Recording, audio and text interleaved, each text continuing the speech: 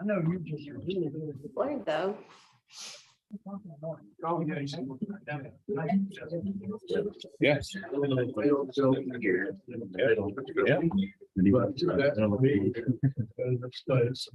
Oh, along the. Yeah, but it's, that's one of Plenty of water.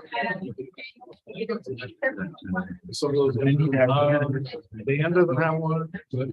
Yeah. Anybody want a water? Yeah, do you have my email? Thank you. Let me. Nobody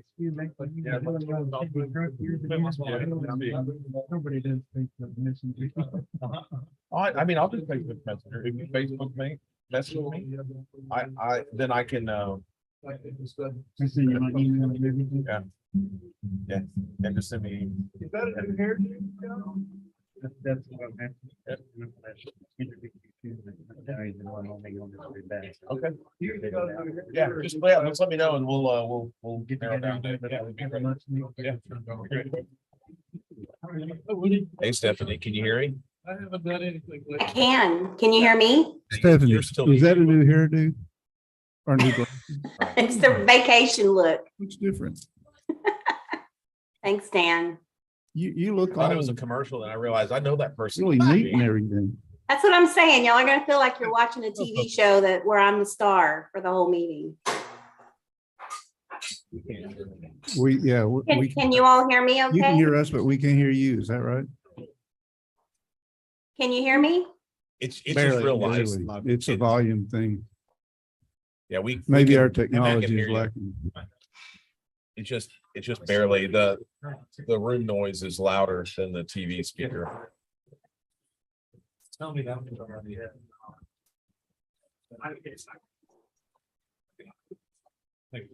Well, did Guy tell you like the trees all fell over, the roof blew away?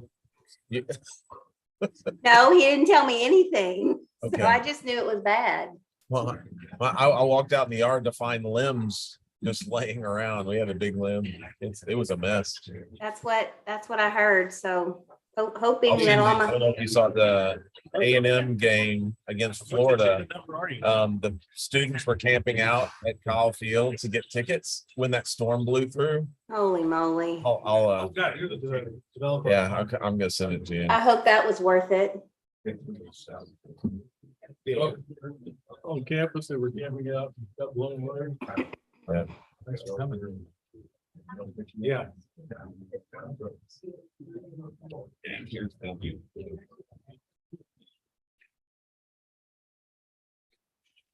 What goes that word? How are you pretty much?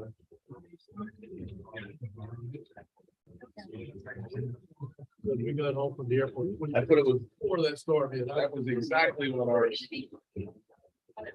P, how are you, man? Good. Come on, 2.2 mil.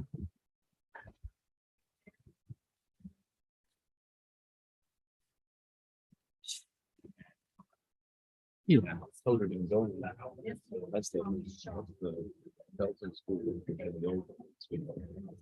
Oh, yeah, that's right. You know, and we grew, not that it has to be as bad as it was when I grew up. I mean, we had to open up windows. We didn't have AC. Why are we doing?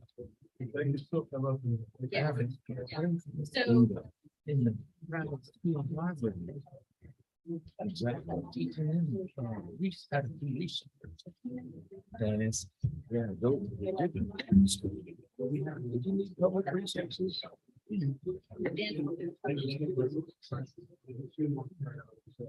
we have a lot of people managing. What's Johnny Ringler? I need to take him and speaking on this. Do you live over there? That's his property stuff. You know, things are, and the owner will make his, hearing and will.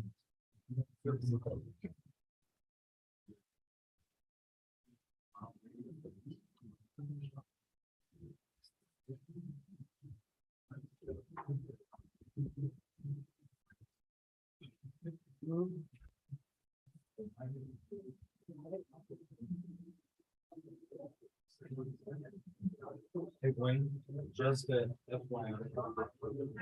Probably jetting out. Okay.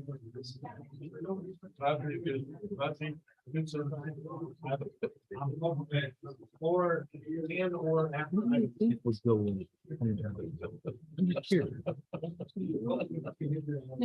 That's what should go. Really the second. That's what goes on the highway exit. Yes. That's just. And it does require cheating. I saw a thing, they were interviewing, Lindale White or whatever, running back from, I think it's Lindale, anyway, White, for USC, the same time that, what's his face? Reggie Bush, yeah.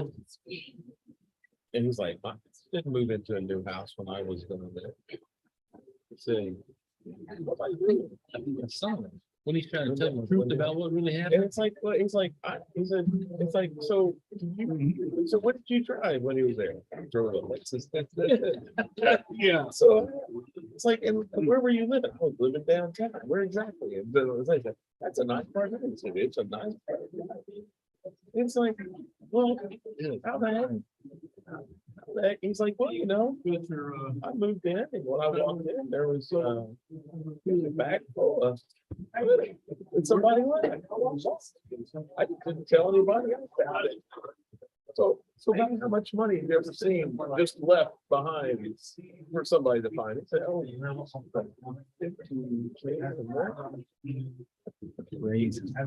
went out and just the people that are against. I was in Meadville, Pennsylvania.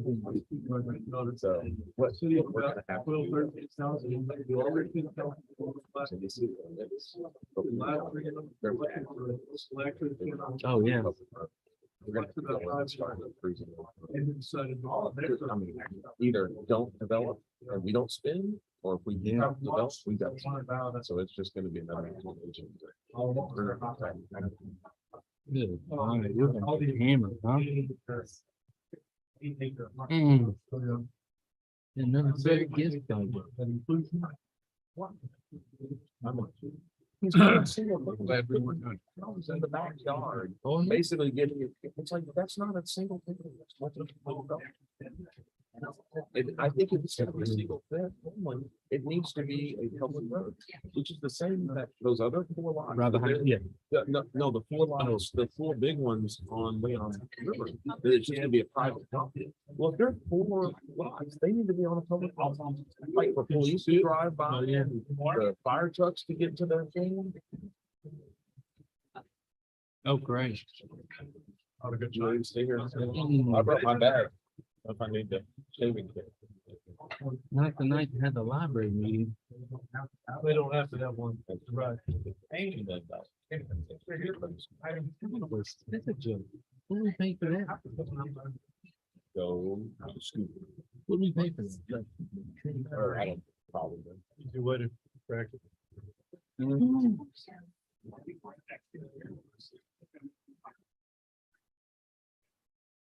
Where's that Amity Road, guy?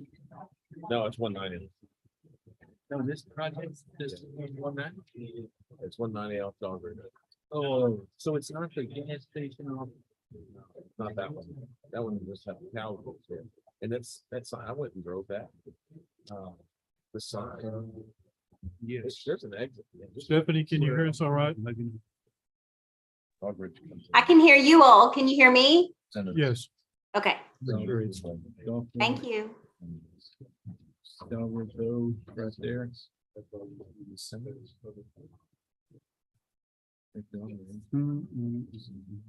One second. Okay. Downward Road. Yeah, so it's. Downward Road. So, and it's all these people.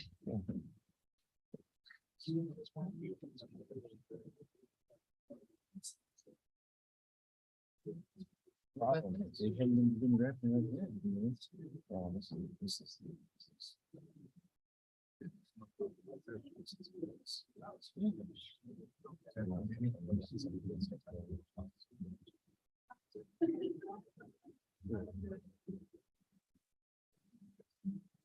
Good, you okay, Sam? What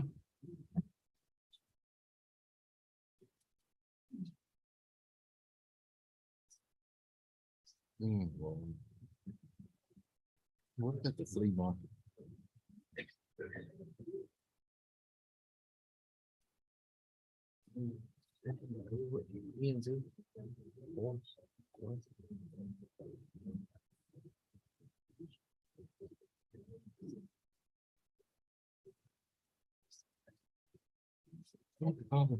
Light pollution.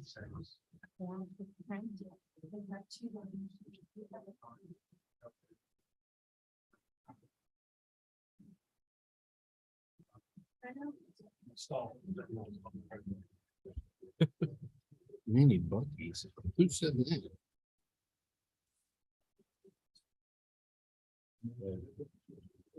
Mini Bucky's? Nope.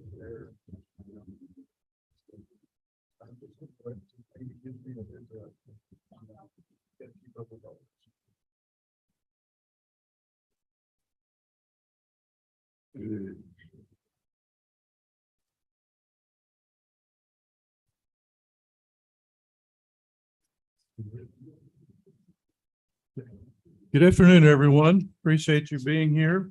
Welcome to the regular Tuesday, October 25th, 2022 Belton City Council meeting. Councilmember O'Banion is joining us via video conference from Nashville, Tennessee. Good to see you there. Tonight, the Pledge of Allegiance to the United States flag will be led by Councilmember Dan Kirkley. The Pledge to the Texas flag will be led by Director of Finance Mike Rogers, and I will be giving the invocation.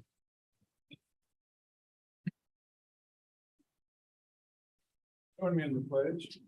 I pledge allegiance to the flag of the United States of America and to the republic for which it stands, one nation under God, indivisible, with liberty and justice for all. Honor the Texas flag. I pledge allegiance to thee, Texas, one state under God, one. Please join me in prayer. Dear Father, we appreciate all of your blessings. We're especially grateful for the rain last night and the sunshine today. Thank you for the fact that we did not experience any serious damage from the storm that we did have. We want to especially ask you to keep our first responders and our military forces, both here at home and abroad, safe and protected under your care. Help us as we deliberate and try to make the best possible decisions that serve all of our citizens. Please forgive us when we fail thee. We ask you these things in your name. Amen. Call this meeting to order just a little bit late. I apologize for that, but we had a run on some paperwork there, so we're ready to go. We have public comments. I think most of them are related to item 10. Does anyone have a public comment that's related to something that's not item 10? Did not see any. Okay. Item 3 is the presentation of National Night Out Block Party Awards. And I think Assistant City Manager, Police Chief Gene Ellis is going to head up that. Certainly, we appreciate. We had 13 this year, Chief. Was that correct? Actually, it ended up being 12. 12. And we had 2 merge. So thank you very much. And I'm gonna ask Candace Griffin, our Support Services Manager, and then Sergeant Wayne Cooley is here too. He was our National Night Out Coordinator, and asked them to come up and help me with this. Candace will tell you about the parties and the winners. And then as they come up, Sergeant Cooley and I'll present them with their appreciation and awards here. All right. Good evening. Thank you. So National Night Out was so good. I'm still recovering. It is after 5 and I just realized that my coffee's been sitting on my desk all day. So we're still recovering from National Night Out. It was so much fun. The very first award that I want to tell you about is the Rookie of the Year. This particular award is special because it's a party at a place that we've never, ever had a party before. And I never realized how needed it was until I got there and they're like, what are y'all doing here? Are you here to write tickets? We're like, no, we're here to party. And at the end of the night, they didn't want us to leave. And that's when I knew we were doing all the things right. So for Brenda Lane, I would like Sherry Pilgrim to come up. She is Rookie of the Year 2022.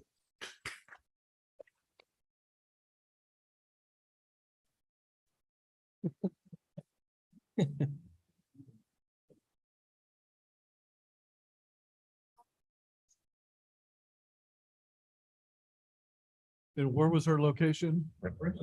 Brenda Lane.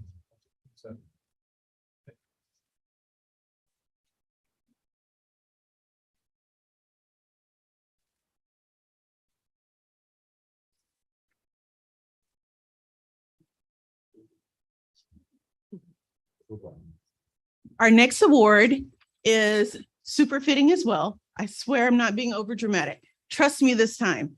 Imagine market days, but on your own street. These people were so brilliant. They realized that within their own community, they had their own small businesses. They all came together and had a party together. They did pin the badge on the police officer, and they got to know each other to the point where we could do all of our Christmas shopping in their neighborhood. We learned so much about each other. It was incredible. So the Community Camaraderie Award goes to Liberty Valley. And those hosts, are Meredith Duke, Amanda Roberts, and Caitlin Spurgeon.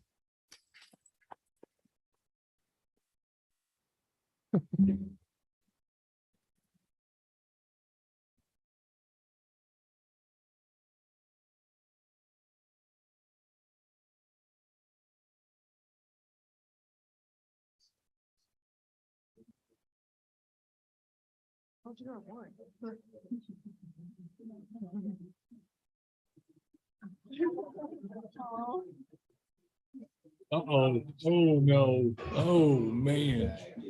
Come on, chief.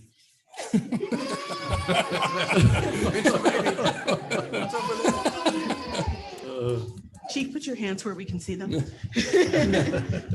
Our final award is going to the Best Neighborhood Block Party.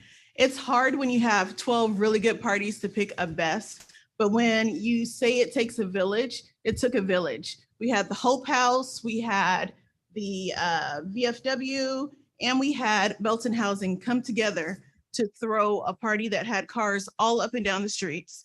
They would have called the cops, but we were there partying with them. It was phenomenal. So Best Neighborhood Block Party 2022 goes to the Belton Housing Authority.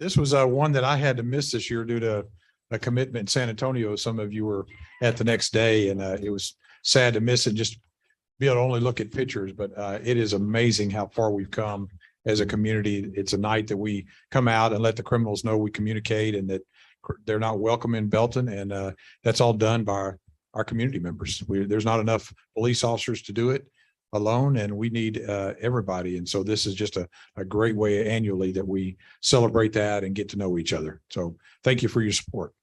Thank you, sir. And Candace and Sergeant Cooley certainly appreciate all the work that y'all put into it. I know Candace makes them all.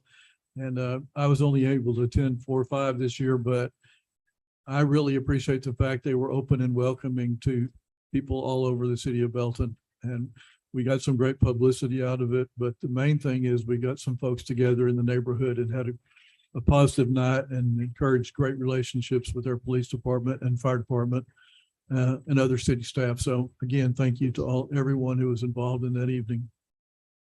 Items 4 through 7 under the consent agenda, considered to be routine by the council and may be enacted by one motion.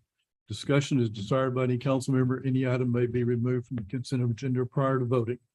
Item 4, to consider the minutes of the October 11th, 2022 council meeting. Item 5, to consider reappointments to the Building and Standards Commission.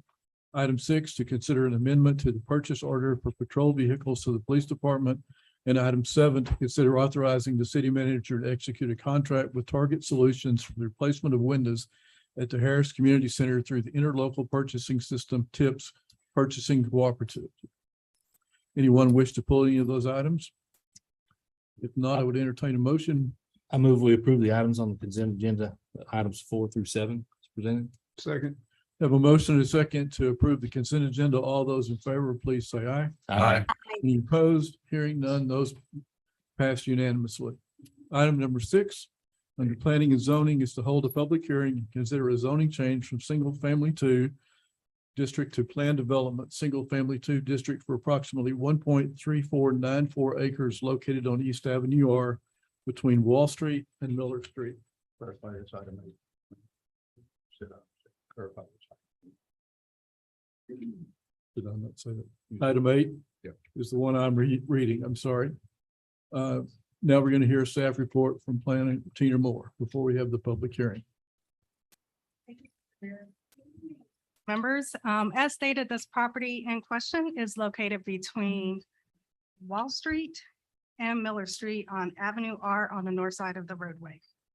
Here's a zoomed in look at the property. This appears vacant, but there have been some older historic homes that have been moved into the lot.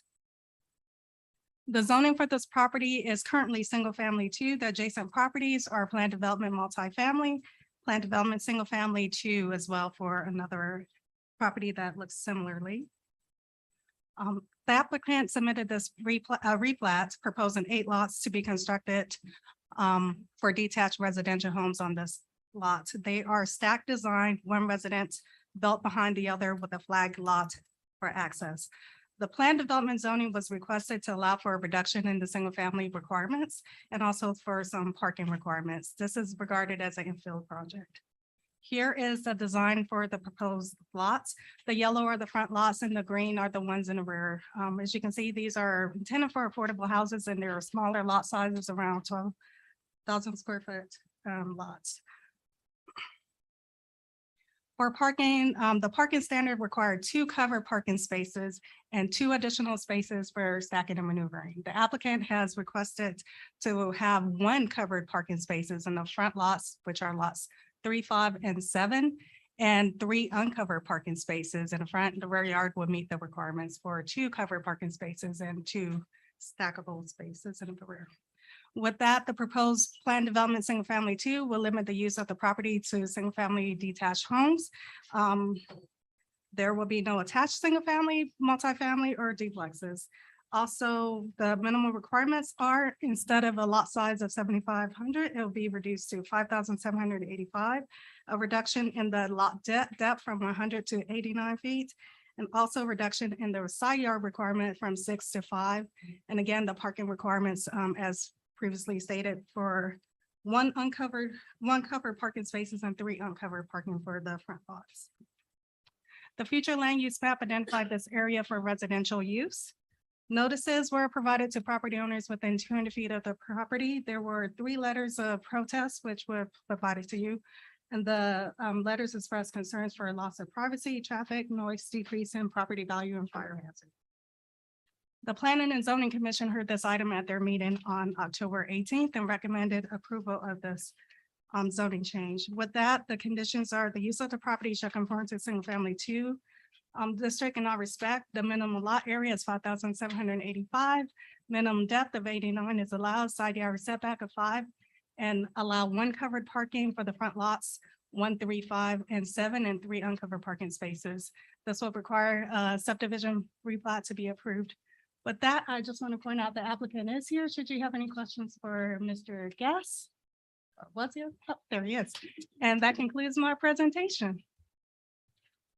Okay, thank you, Ms. Moore. At this time, we'll open the public hearing. Does anyone wish to speak for or against this item? Hearing done, we'll close the public hearing and open it up for council deliberation. Can you elaborate a little bit on the rear parking and where that would actually be? I'm having a little problem. All of that is not shown on that site plan, but let me show you. There are 2 proposed at the front over here, and I'm not sure where the location of the other 2 will be. Mr. Gass, if you could elaborate on that, maybe. Come to the front. State your name and address, please, for the record. Larry Guest, 504 Mitchell. The rear lots have double car garages and 2 parking places in front of the garage.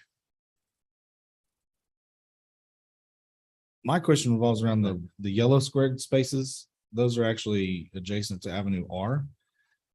Based on the way these lots are set up, you drive in between the 2 yellow lots. And so it looks like the front of the house may be pointed actually toward the shared access easement.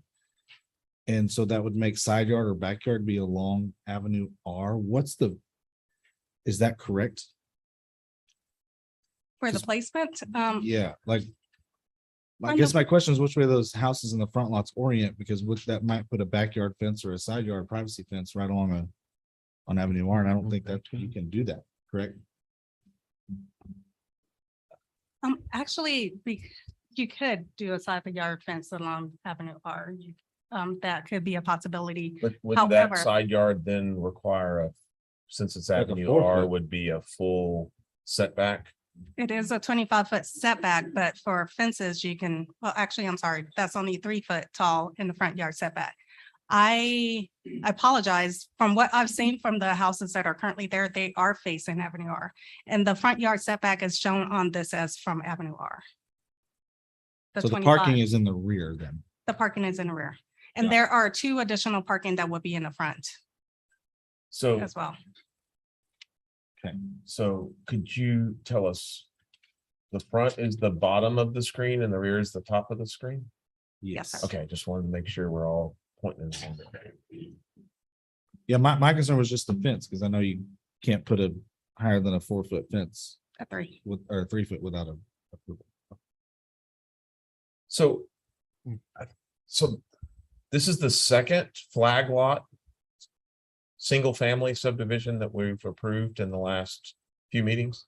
One of them was 4 flag lots on the river where it was a private drive. And so we're also now doing the same thing here where we have a private drive instead of a public road, instead of in front of multifamily.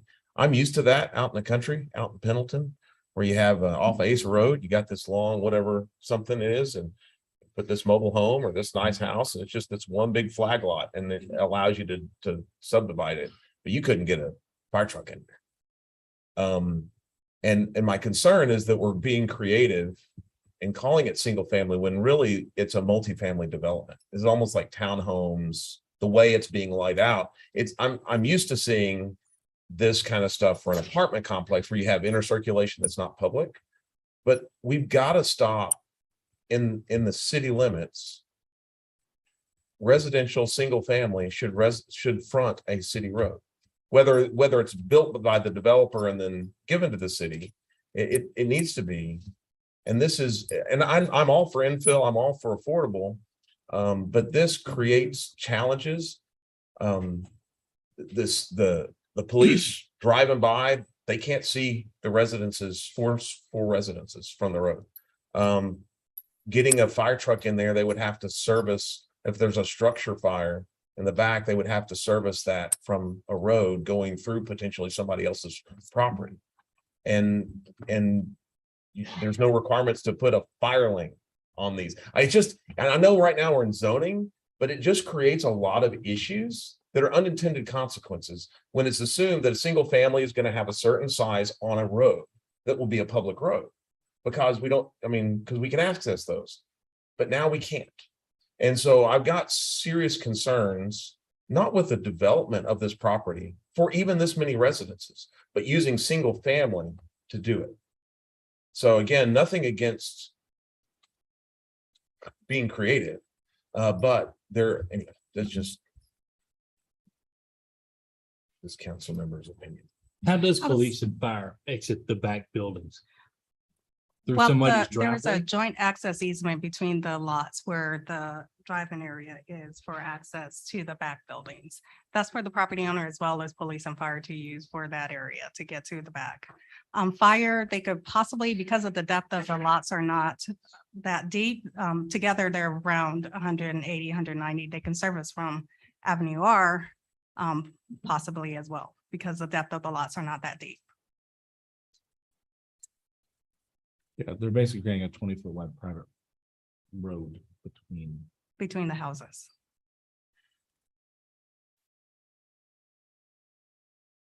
I know one subdivision we were doing, we were requiring the developer to make sure that whatever that back road was capable to handle our biggest fire truck, I think, was one of the requirements.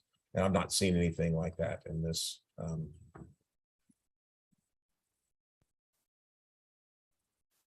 For the back area? just for roads that are in a flag lot.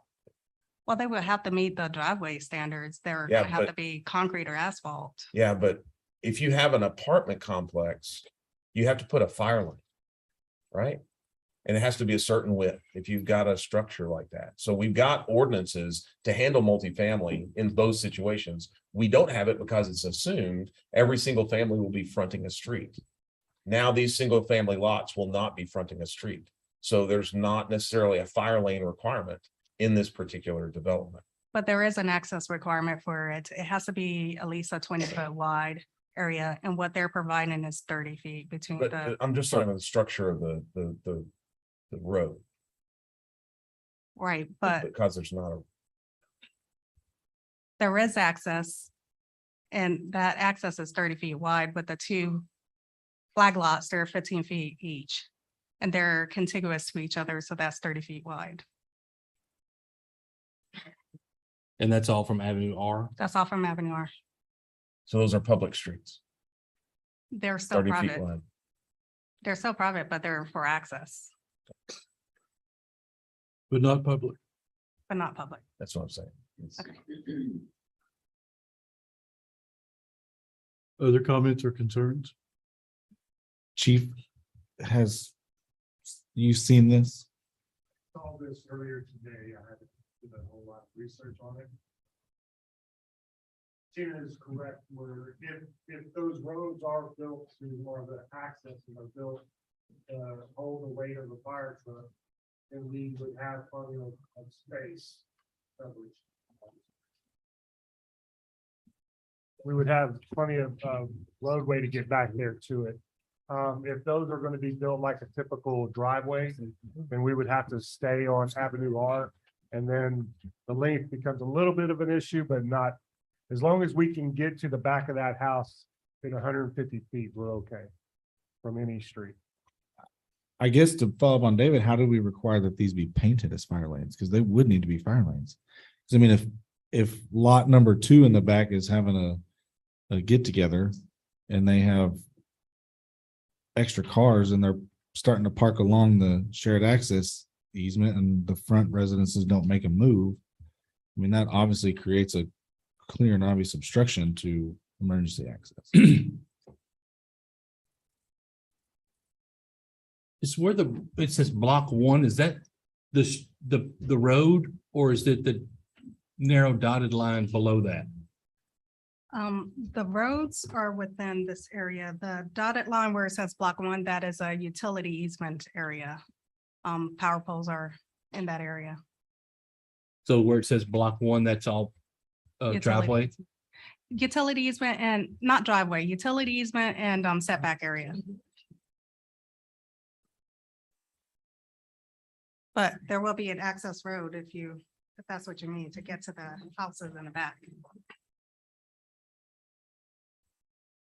So both sides are an access road going into the back of the property. And then that's an access. And so the front of the home, there's no setback for the front of the home. It just enters onto a pavement. There is a 25-foot front setback shown for the setback for the homes same, in that right? access easement. The rear lots meet 25 each way except for the back, which is 24. I think it's 2 roads. Correct. And between the houses, so where block 1 is, that would be, it appears to be the front yards. Correct. The road didn't run the lengthwise. It's just two little like long driveways. It's almost, it's set up very similar to having sets of duplexes. But we're calling it single family. I just see it as I see this as a multifamily development. I mean, they're being built as detached, single. Yeah, I family homes, understand. But density wise, I certainly understand what you're saying. But they are detached, again, trying to maximize the lots are excessively deep right now. And so that's what probably raised the issue and the opportunity to create the flag lots. Yeah, I think from a public safety standpoint, you'd almost have to anticipate that the emergency services would be served from Avenue R as opposed to going down the driveways, because whether there might be vehicles in the drives or not during an incident, you more than likely probably serve the sites from Avenue R. The phrase more than likely scares me. Well, I think you'd have to anticipate the worst case situation for an emergency service, because you could have cars parked in the access easement, not in the drive, in the parking garages. So that would And that's change why the- is there a method in the current zoning request for us to make that a fire lane? Well, this is a plan development zoning request, so So if you there have is. conditions, then you could put that as part of it. So if it's just a black and white deal, you said 150 feet, you could get to the front of the back houses, but you couldn't get to the back of the back houses, 150 feet from the road. I think by measurement, it's gonna be 160, 170 feet at our max point from Avenue R. So we would have to have some access into that access road to meet that 150. Because I mean, it could be a shed that they put behind their house that catches on fire and then you cannot reach it because Yeah, you couldn't reach the back 89 of and the property. 89 is one, is more than your 150. Why can't the truck pull down the road, just like it would down the road to a farmhouse on a flag lot out in the country or a series of houses? It can, but that's where we need to make it a fire lane. I think. Well, It could, as long as it's constructed to meet that standard, it's 75,000 pounds. As long as it's constructed to meet that 75,000 pounds, we could drive down that access.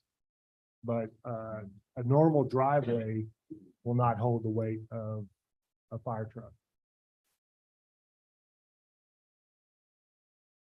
I do worry about safety with low income housing and houses tucked away off the street behind somebody else's house. That kind of concerns me. I just, street access seems to be a little better.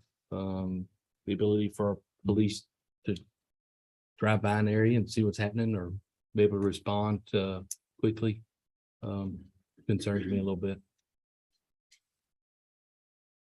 I agree. As David said, the idea of infill right in there is great, but I am concerned about the public safety issue. And if we approve it, it's there forever. And people do tend to park things and boats and trailers and stuff, and then you have an emergency. And people are gonna say, well, why didn't the city? It's not our street. It's not our street. And we Who's can't responsible protect for our this? property? Who's responsible for the street after it's built? It's not a street. They're The just driveway. driveways. Property owner. Who's And this would, but property this owner. wouldn't have any HOA or property owner association. I mean, it could, Certainly but not mandated. So if the front house is having a birthday party and everybody's parked and you can't get through the driveway, then the back house is calling the police to say, could you tell them to move their car?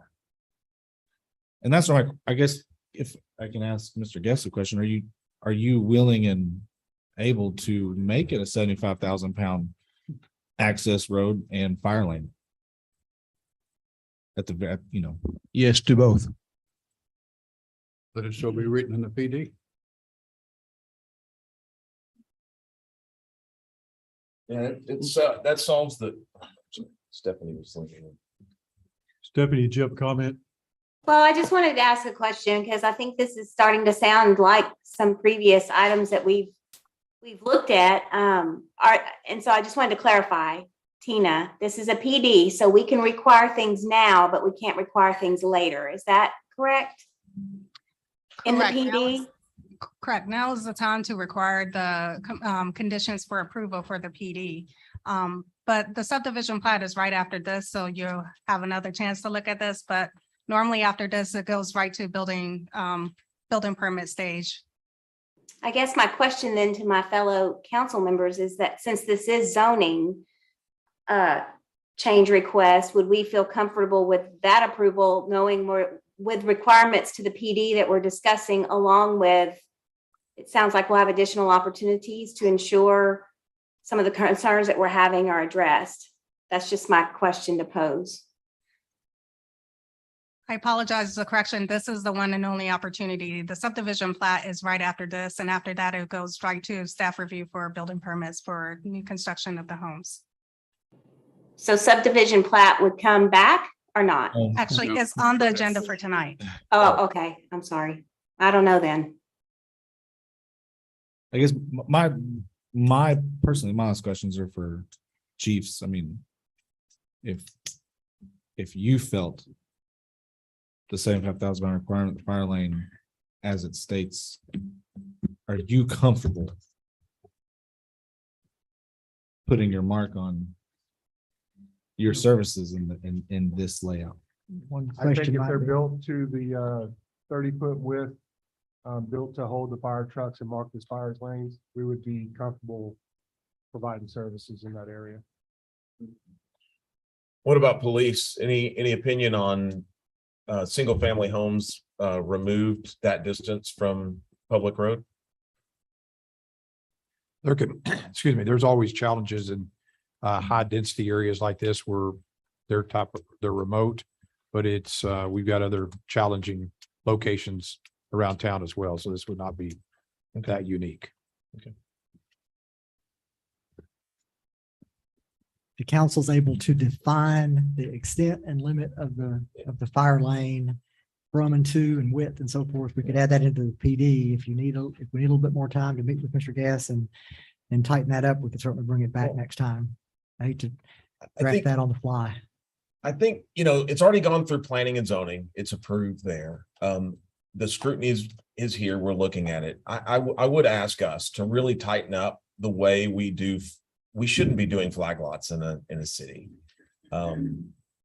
We should have, and I still contend on the other street. I think that should be a public road because anyway. But on this one, please let's work on tightening up what we see as a potential multifamily development versus single family development. If they're deep lots, then it lends itself to having a duplex kicked sideways instead of flat. That's something that could be done. Things like that, I think would be better than having just all these special, like you got to change this. We have like 4 or 5 exceptions, and it's just spot zoning. It's like, might as well just throw the zoning handbook out and whatever the opinion of the council is, the opinion of the planning and zoning. But that being said, I would make a motion that we approve this development with the restrictions listed, with the additional restriction that the 2 roads that would go in there would be sufficient to handle a fire truck and be striped as fire lanes to ensure public safety. Second. May I clarify?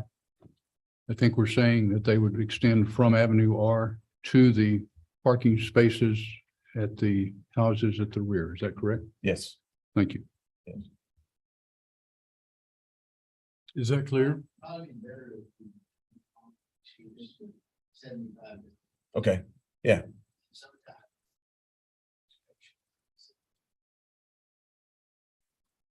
Could add that to your motion? Yes, we'll add that to the motion. That it was the requirements of the city being 75,000, 30 feet wide, red fire lane, and subject to approval and inspection by the city. During construction.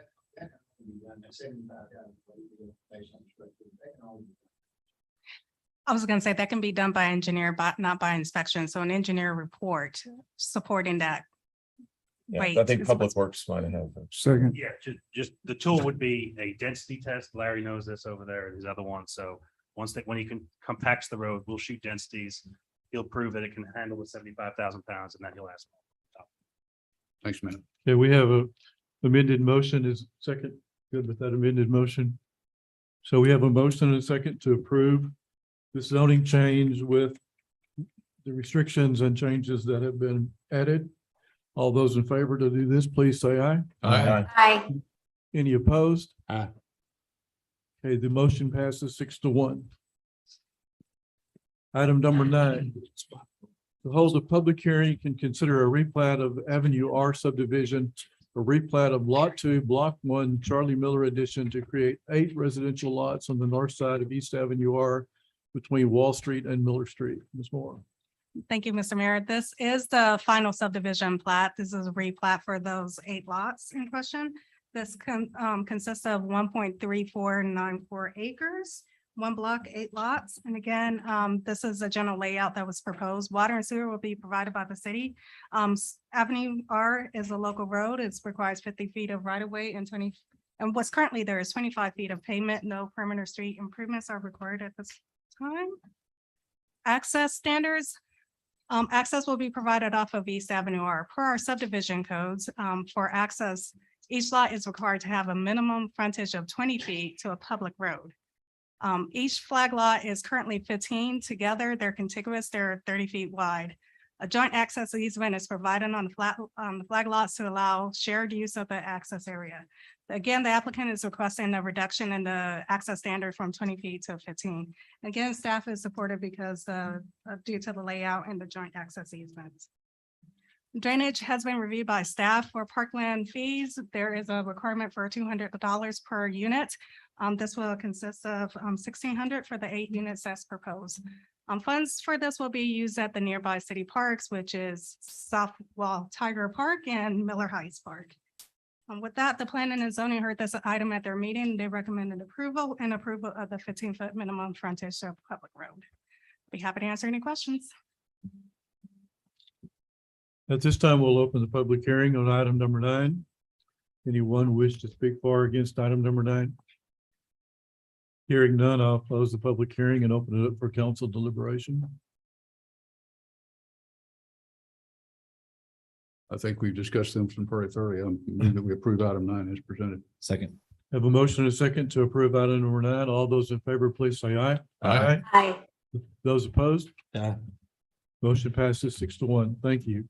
Item number 10 is to hold a public hearing. Consider a zoning change from agricultural district to planned development, commercial highway on approximately 10.92 acres located at 7379 West Highway 190 Service Road, located south of Interstate 14 and east of Simmons Road. Due to an inconsistency in address numbers, this property was recently reassigned from 6379 West US 190 Service Road to 7379 US 190 Service Road. Ms. Moore. And thank you, Mr. Mayor. As stated, this property is located at the southeast corner of Interstate 14 and Simmons Road. Here's a zoomed in look. There are several detached structures currently on the property. The zoning for this area is agricultural. The surrounding zoning are agricultural, commercial 1, planned development commercial 1 for an RV park that's proposed in that area, and commercial 2 and other commercial uses. The applicant is a prospective buyer for this property, and he is requesting a zoning change to allow for a travel center with convenient store, a gas station, and also development of 2 fast food restaurants. Here's a conceptual site plan that was provided. This is not the exact layout. The applicant has not hired a professional engineer to evaluate the site as of yet. They're waiting for approval of the zoning before they proceed with that step. To make up for the conditions of to make up for some of the comments that were previously brought up by the Planning and Zoning Commission, the applicant has put in some PD condition. They are willing to provide an 8-foot tall wooden privacy fence for the residential areas that are adjacent to the property. They will meet all of the city requirements for lighting. Property will be evaluated by engineer for the drainage and will meet city requirements. Fuel tanks will be installed to meet the federal requirements. Ingress and egress will be established by TxDOT, as this is along a TxDOT roadway. Property will not allow semi-truck parking. Property will not allow any overnight parking. And they're looking for a zoning of the commercial highway district. For the allowable land use, the proposed zoning would allow for a convenience store and travel center. No truck parking will be allowed per the applicant's requirements that were previously just mentioned. For area, this lot meets the minimum requirement for the commercial highway district. A subdivision plat and construction plans will be required for review of this development to ensure applicable zoning codes and building codes are met. The applicant is where this property lies outside of the city water and wastewater service area. Dogbridge Water Services will be the water provider for this area. The applicant will be responsible for providing fire protection. as there are no fire hydrants or adequate water pressure for firefighting purposes. The applicant plans to install a septic tank, which will need to be reviewed by the Bell County Health Department. The future land use map identified this general area as a lifestyle center appropriate for retail, restaurant, dense residential neighborhood services. Notices were provided to property owners within 200 feet of the property. At the Planning and Zoning Commission meeting, there were several property owners that spoke in opposition of the zoning change, and staff has received written protest letters from property owners within the 200 feet, enough to meet the 20% rule, which requires a supermajority vote from City Council. With that, the Planning and Zoning Commission voted 6-1 to recommend approval of the zoning changes. And that includes the use of the property shall conform to the commercial highway district and must meet all of the, actually I took that attachment out and just made that part of the PD conditions. The type of development should conform to applicable type area 4 standards. That includes site development, landscape development, tree protection, preservation mitigation standard, an 8-foot tall screening fence as required. Building and property will include light source that do not produce noxious and intense glare, and it shall meet the city lighting requirement. Property will be evaluated by engineer to maintain and distribute water runoff. Of course, that's something that's reviewed by the city for drainage. Fill tanks will be installed in accordance with federal and state standards. Egress will be reviewed by TxDOT. Property will not allow semi-truck parking. Property will not be available for overnight parking. A subdivision plat and building construction plans are required for this development. With that, the applicant would like to make a brief presentation for City Council. Please state your name and address. Okay, if I could correct something there, and I'm certainly not putting blame on anyone here. The 3/4 rule, in my opinion, is not going to apply to this case. The zoning ordinance is clear. It has to be 20% of the owners signed and acknowledged. Well, you want to talk, you don't let me talk.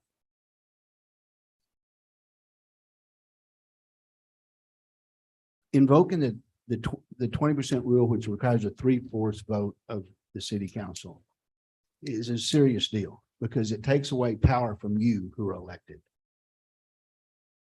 You are the elected body. And in order for something like that to happen, it's got to be pretty drastic. And so 20% of the landowners signed and acknowledged by those landowners. I don't believe any of them have been acknowledged. I'm just telling you, I don't care what you do here, but I do think we need to follow the ordinance. And that's what the ordinance says. And it's in place so that we don't just get a petition of people with names on it where we don't know who they are, where they live, if they're landowners. And that's why the acknowledgement is required. Because it's a serious deal. It's taking away power from an elected body. Instead of being a majority rules, it's a 3/4 rule. There's reason it's in there. You may vote 100% one way or the other. That's not what I'm telling you, but the 20% rule requiring a 3/4 vote does not apply in this matter. Okay, that's our legal opinion. Sir, if you would state your name and address for the record and speak into the microphone. And I would remind you, I know there are a lot of folks who want to speak to this issue tonight. We do have a standing council rule that we have a 3-minute limit on each person. We want to make sure everybody has a chance to express their opinion. And Mr. Pearson here to my right will wave at you 15 seconds before your 3 minutes up, just to make sure that we're all polite and civil to each other. So, sir, if you go ahead and state your name and address for us. Good evening. My name is Tommy Shaw. I'm the broker with Shaw Properties, and we represent the owners, Lewis and Susan Robinson. We believe this is ideal zoning for their property, as we all know where it's located, and it's fits right in the guidelines here of Interstate 35 and along portions of 190, which is now Interstate 14. We do have a buyer for this property, but again, we want everyone to know, even if this buyer doesn't buy it, they still want to rezone their property. This buyer does have a conceptual site plan. I think Tina's touched on that already. And so I won't go into that other than it's a high-end market or a high-end convenience store. And we'll touch on that. There was some consideration of commercial property here, and there is commercial property that butts up against this already. So I just want us all to know there already is commercial property in the area. It is a transmission shop. I think Tina covered all this other information. There is also screening. You can see the landscape there of the big cedar trees and things that are available. And so the buyer has agreed to put the 8-foot, as planning and zoning talked about last week, along any residential property. And again, that's the red line, and the blue line. Well, obviously that's already commercial property there. I think Tina already talked about everything is going to go forward only once the buyer gets an engineer and gets everything taken care of, so we can come back to you guys and he can go forward with his plan. One of the things they were concerned about is because it is a gas station, he does use a company called Containment Solutions. They're the largest manufacturer of these double-walled storage tanks. It has a 30-year warranty, which is the best in the industry. Here's a picture of what the storage tank looks like, because I live in the area also, just down the street a couple of miles. I don't want it to be contaminated, neither do the neighbors or anyone, but you can see it's a double-walled storage tank. There was some concern also about the water. He has paid to Dogbridge the required money to make sure there is a water line. As a matter of fact, this property already has 2 water meters on it. As you can see by the highlighted area, it's serviced by a 3-inch water line, and those are the only 2 meters on the 3-inch water line. And the engineer said, yes, it can handle another 3-inch water line. So there'll be plenty of water to go in the storage tank, which you guys know have already been put on other buildings in this area. This is a picture of one of the buyer's properties that he has right now that he's built, and this is kind of what he wants to build here.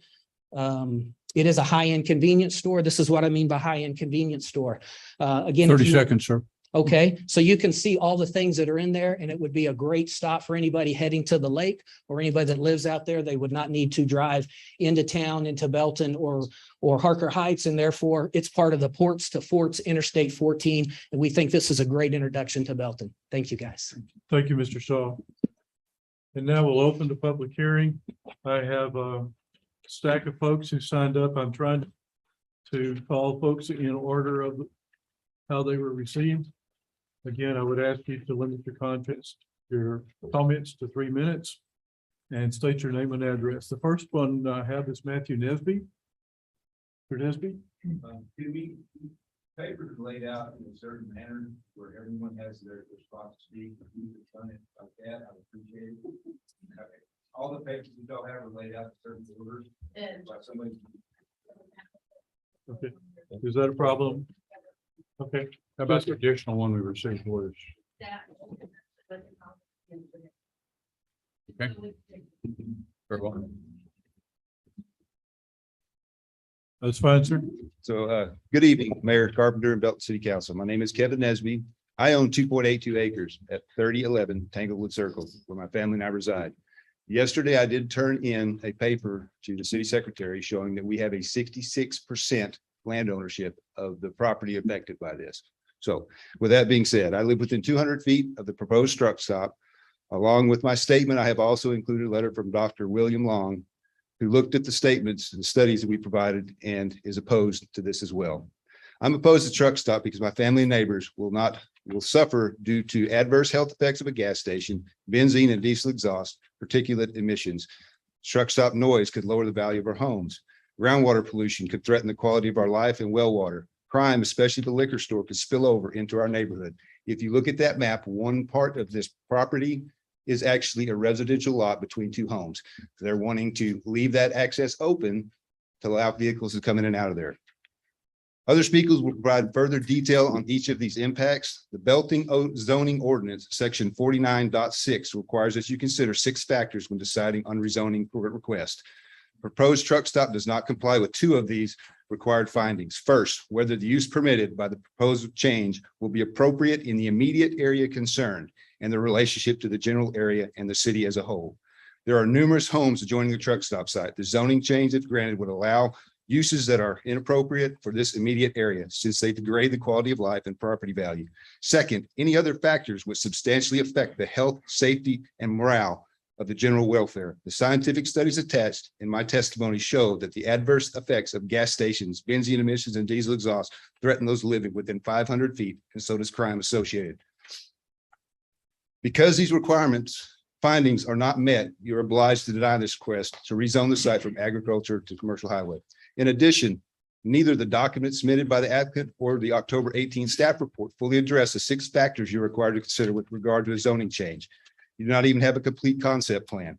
The zoning commission asked for a site plan per section 32 plan development of the zoning code. When asked if the applicant had done so, the city planner Tina Moore said no. She accepted written concessions in lieu of plan development. We believe due diligence has not been followed in this case. You only have a rough sketch that doesn't even show the location of underground storage tanks, and is the vapor released from these tanks that pose the greatest threat to our health. By your own future land moves, this is supposed to be a lifestyle area. My neighbors and I are opposed to the development of this site. We're opposed to the gas station being there, as a gas station 3.5 miles to the west of the site and a brand new truck stop 2.5 miles to the east. 30 seconds, sir. Sir, okay. No matter what is constructed, we understand you're going to do this. We would support a neighborhood service district, possibly retail or even commercial too. No matter what is constructed site, we feel the entire property should be shielded from our neighborhood with a fence placed outside, similar to the one at HEB, 12-foot masonry fence. I ask that you agree to the zoning changes, not agree to the zoning change. Thank you, Mr. Nesby. Mr. Mayor, I'd like to ask a question. I know it's public hearing, but are we allowed?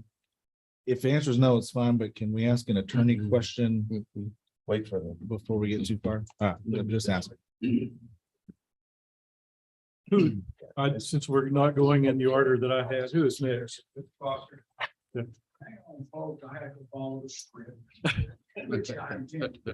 That's quite all right, Mr. Foster.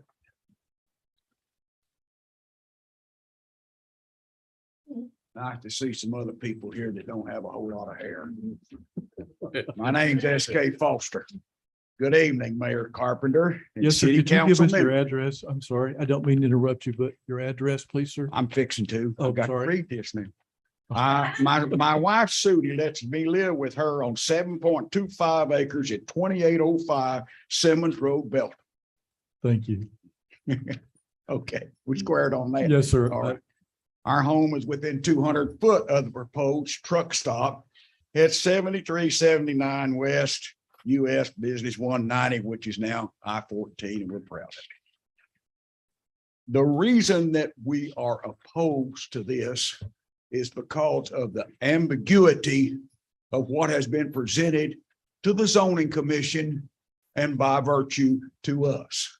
And if you look up there, and then I'll do my little prepared talk. If you look up there, all of that is will and maybe, and we kind of.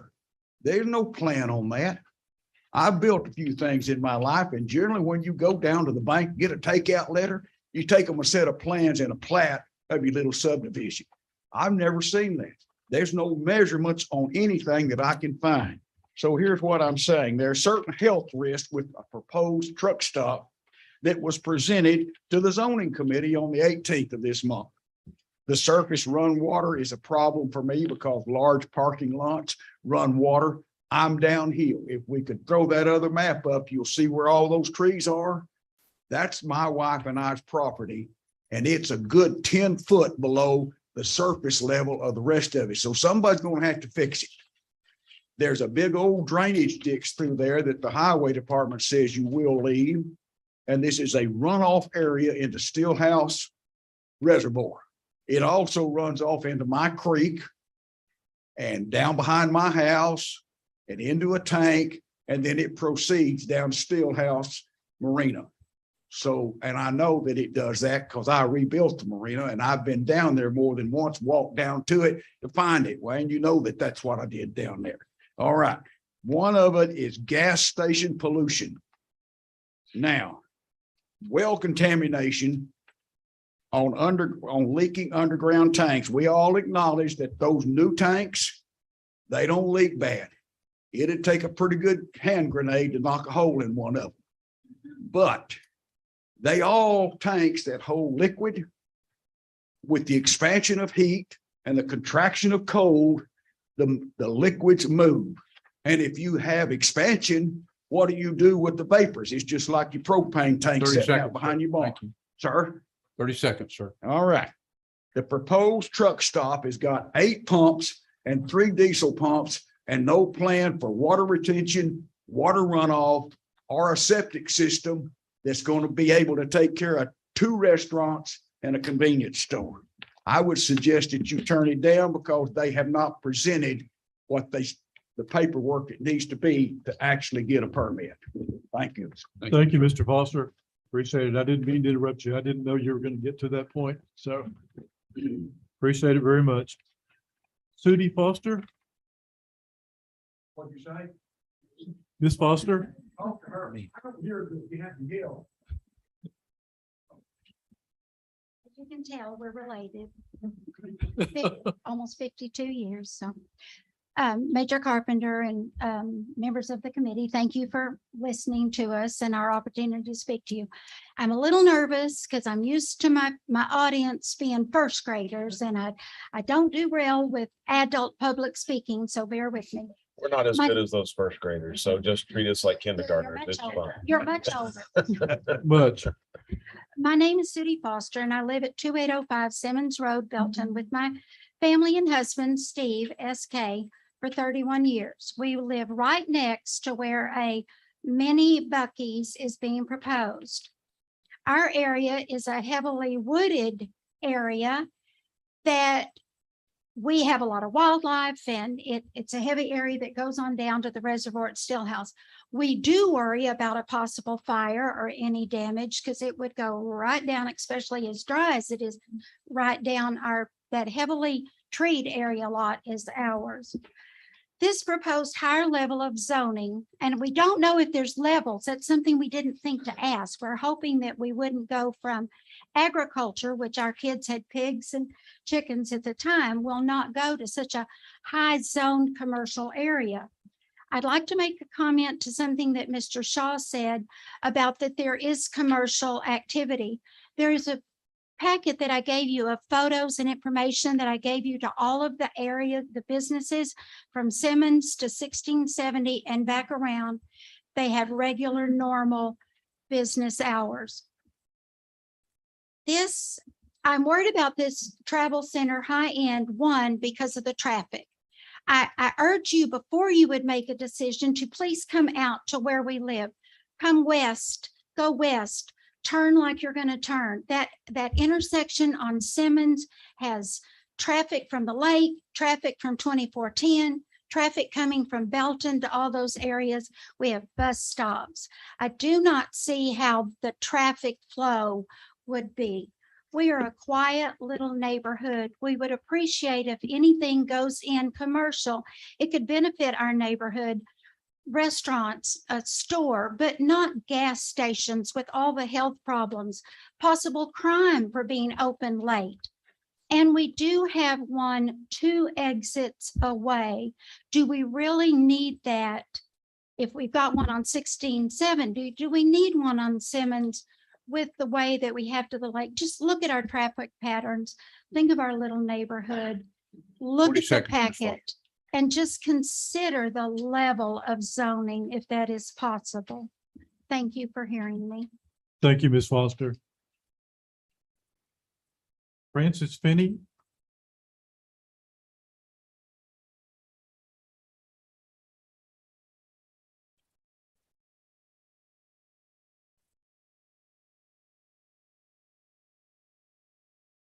Good evening. My name is Frances Finney, and my husband and I own 1.69 acres at 3125 Tanglewood Circle.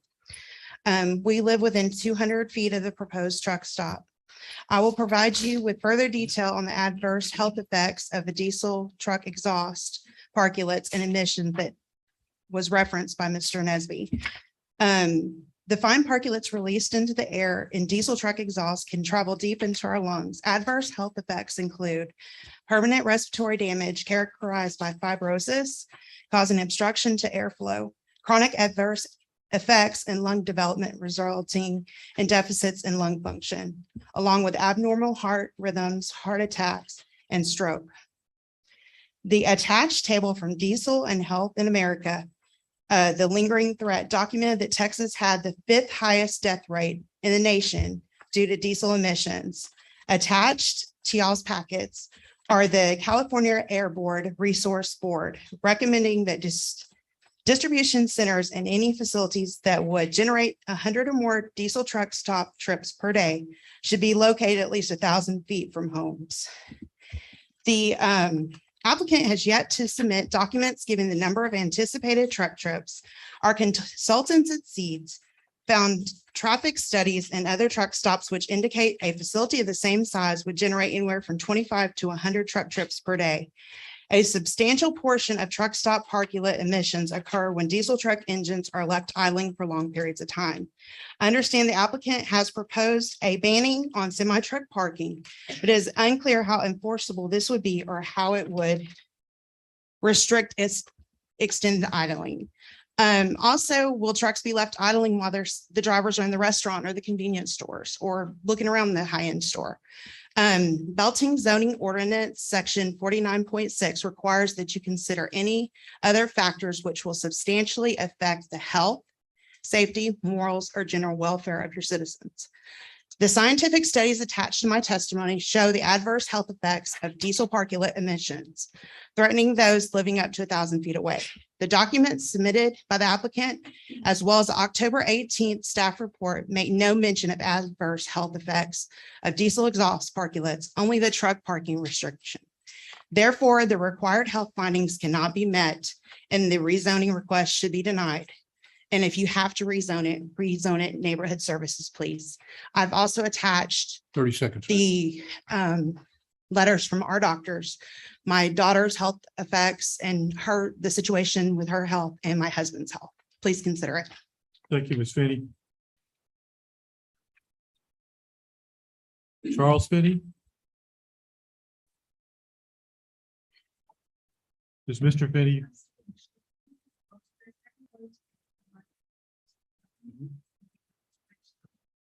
You can, it's a handheld.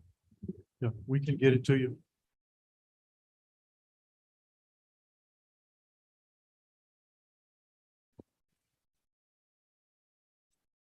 Charles Finney at 3125 Tanglewood.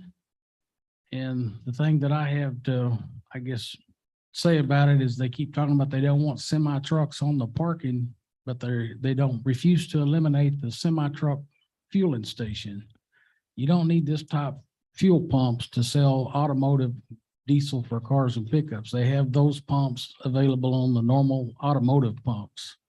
And most of the newer model diesel vehicles, you can't even use these pumps that they're proposing to put in there because they have a larger nozzle on them. They're a higher volume pump. And once you reach around 3/4 of a tank of fuel in a pickup, that pumps the fuel so fast that it traps the air in there and it's going to burp and it's going to spill diesel back out of the top of your tank because there's such a high volume pump. The only way you could use them if it would fit in your filler cap is to run it like at half speed. And also semi trucks, the stacks and the trucks are generally 13 foot 6 inches tall. So I don't know what good an 8-foot wooden privacy fence is going to do to block the noise pollution. Whenever the stacks on the trucks are 13.5 foot tall, I don't know what good an 8-foot fence is going to do you. I guess that's all I really have to say about it. Thank you, sir. Thank you, Mr. Finney.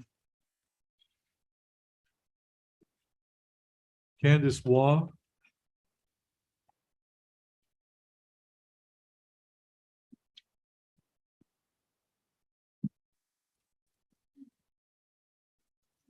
Good evening, Mayor Carpenter and City Council members. My name is Candace Wall. My address is 2685 Tanglewood, and I live within 500 feet of the proposed travel center truck stop. My neighbors and I are concerned about the possibility of a truck stop and result in the increase of crime. I personally have 6 children. One is special needs, she's autistic, and everybody's her friend. So with them coming out, having both locations open in the back end, that would be my front yard. So with that, the crime that's involved would be, with liquor sales, I guess, or alcohol sales, the increase of crime. If it's zoned commercial highway, then they can sell that. The other one is there is a regard to the liquor sales attached in the 2019 study that you guys have in your documents. It's between the crime and alcohol sales. Carrying off-site consumption, the lower cost of alcohol sales, 24/7 convenience stores tend to attract customers that would not frequently buy more expensive outlets. So then you spill over to the crime and to the adjoining neighborhood, which is us, next to the truck stop site. The various commercial zoning districts allowed by the city of Belton zoning ordinance, neighborhood service district is the only one where alcohol sales are not allowed, except with a specific use permit. It is for this reason that my neighbors and I would be open to rezoning the site to the neighborhood site or neighborhood service, but not commercial highway. Our road is private road. We're Tanglewood Private Drive. And again, with our families and kids and just it's the crime issue also is sex trafficking that comes with truck stops. We have a bus stop at the end of our road. The kids involved that walk to the bus stop, walk home. There's actually another one right there on Rattlesnake. So it's right off of Simmons. So you have two there. Sex trafficking occurs at truck stops, whether we want to see it or not. In United States, 30 seconds, there's two ma'am. forms, commercial sex and through fake massage businesses. So that's really concerning for us. The effect of health, the safety, morals, and then just our general welfare. We've been out there 12, 13 years. We didn't really plan on moving. I know that it might be commercial, which we would knew that then, but just please not commercial highway. Thank you, Ms. Wong. Thank you. Appreciate your comments. Ron Rice. Is that correct, sir? That's correct. Name's Ron Rice. I know most of the people that live down around that area. I know most of the people in the area. My thoughts of the situation, I have a business right up the road from there. 3599 Terrier, Belton, Texas. My thoughts on the issue is if you drive down the streets that go to all these people's houses, they're not fixed. They're all bad streets. They can't afford to fix them. Maybe if they do put in a convenience store, from what I'm gathering, it's not going to be a truck stop. It's a convenience store. Maybe if the convenience store goes in, maybe these people can get their streets fixed, because the tax money that's going to come through off of this travel center can possibly help them fix their roads. That's something they should think about as well. So I think it would be a good idea. Thank you, Mr. Rice.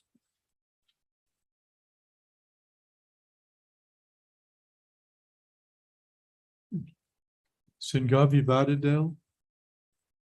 I'm sorry if I mispronounced your name, sir. Would you? Yeah, Singara. Good evening, Mayor and Council Member. Thanks for the opportunity. In fact, this is my first time I'm speaking in a meeting. 7564 Delwood Street, Belton, Texas. I lived there for the last 12 years. 12 years ago, I came just on Sunday to Belton and I fell in love with the city. Then I moved from Austin to Belton. And not just me, there are a lot of people, my friends and relatives, trying to come here. And we, as a city, we need to make sure all the growth and development and infrastructure, it's all there. Surrounded with us, we have a SpaceX, we have Tesla, Samsung is coming, everything is happening within like 60, 70, 80 miles. I want Belton to be the next magnet to pull more and more high-tech industry and grow. Cognizant is thinking the College Station as their next headquarters. I understand the concern from the people, I really respect them, but they are not the reason to stop the development. There is a solution for all the concerns they have.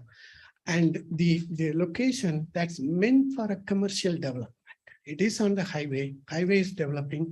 Across all the highway, there is a lot of commercial structure coming. My humble request to the city council is this highway is developing for the city benefit. And that's the core commercial lot that needs to be developed.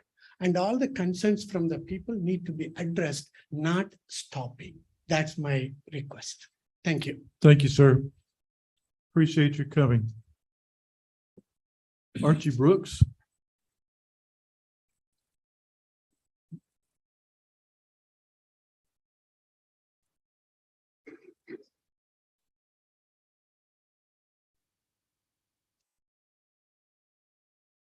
Good afternoon, sir. And my name's Archie Brooks. I live at 2601 Tanglewood Circle. I want to speak tonight. All I'm concerned about is the fumes from the tanks. They got a vent, they fume. I'm concerned about my health. I got COPD and I don't want to shorten my lifespan by breathing all these fumes. So, but as far as everything else that was said here, I agree with it. And that's all I got to say. Thank you, Mr. Brooks. Evelyn Davis.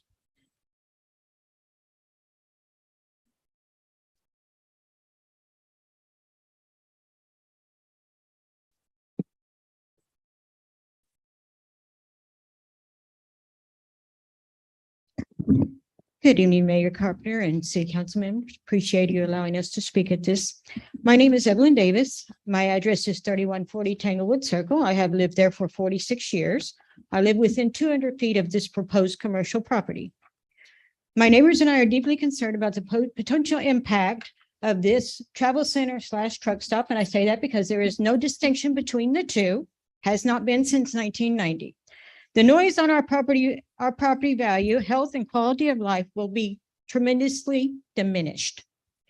Attached to the packet that you have is a 2019 study of the effects of the truck stops and other parking facilities and the property values, as well as noise. Researchers presented the following math for estimating the impact. The math begins with the typical noise level of 85 decibels at a truck stop. Next, the residential upper noise limit of 55 decibels is factored in. For each decibel difference between 85 and 55, the value of property 50 feet away is lowered by 0.2% to 1.2%. There are several homes within 50 feet from this actual truck stop site. Based on the math from the 2019 study, these homes would suffer a property value loss of 6% to 36% value. Homes at a greater distance would also suffer a loss of resale value through a lesser amount. According to the Belton zoning ordinance, section 49.6 requires that you consider the following factor when deciding on a rezoning application. Whether the use permitted by the proposed change will be appropriate in the immediate area concerned and their relationship to the general area and the city as a whole. The loss of property value, health, and quality of life impacts due to the truck stop and the I'm having problems saying words, to homes makes the proposed change very inappropriate with respect to the immediate area. The document submitted by the applicant, as well as the October 18th staff report, makes no mention of noise impacts. It is proposed, though, that no overnight parking be allowed. It is unclear how this will be enforced. It is also unclear how this would restrict trucks idling for extended periods, such as when drivers are in the restaurant, groceries, or in the convenience store. Therefore, the required finding of the appropriateness to the immediate zoning cannot be met, and the rezoning request should be declined. We as a community are not opposed to this being rezoned as a commercial property. 30 seconds, yeah. Okay. We would like for it to be rezoned as a neighborhood services. And furthermore, somebody made a comment about the homes in that area. We've all lived there. We all have time. Some of us work. Some of us are on limited income. We can't always do all the repairs that are needed. It is a private road. It is up to us to repair it. We will repair it as we find. My area, I have them patched every time a hole appears. So I don't know what the taxpayers' money is going to do to fix my private road. Thank you. Thank you, Ms. Davis. Mitchell Nesby.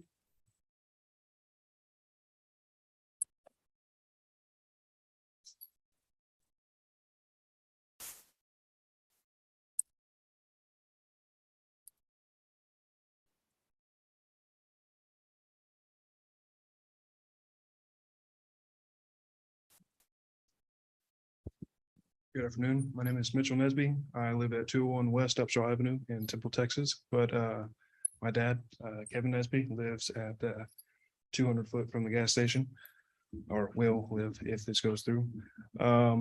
When asked on the 18th if the applicant had met guidelines to put forth by the commission at the previous meeting, Tina Moore said no due to due diligence not being followed. 6 factors are listed in this zoning chapter. 4 potentially violates 2 of them.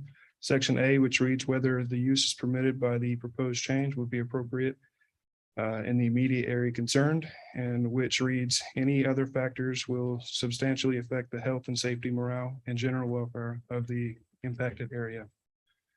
The lack of site planning is particularly concerning us, as multiple studies have shown that there are serious negative health effects caused by benzene emissions, according to researchers.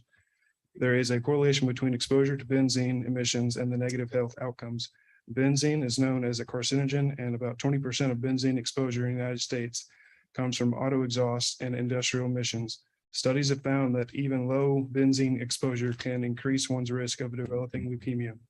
The possible common way people are exposed to benzene is by breathing in air contaminated in such a way that it will be emitted by cars and gas stations. A gas station located close to a residential area could have negative impact on the health of nearby residents. As a small neighborhood are not opposed to the rezoning of the property in question, we are opposed to having a gas station within 200 foot of our homes and the overall negative impact to our health, safety, and welfare it will have. The future land used and map designated in this area is a lifestyle center appropriate for the retail, restaurants, and dense residential and neighborhood services, which we as a community feel is more appropriate for our little neighborhood. No matter what eventually is constructed on the site, we feel our resident neighborhood should be separated by a masonry fence that is between 8 and 12 foot high, comparable to the structure that was built behind the HEB on Main Street. That's all I'd say. Thank you. Thank you, Mr. Nesby.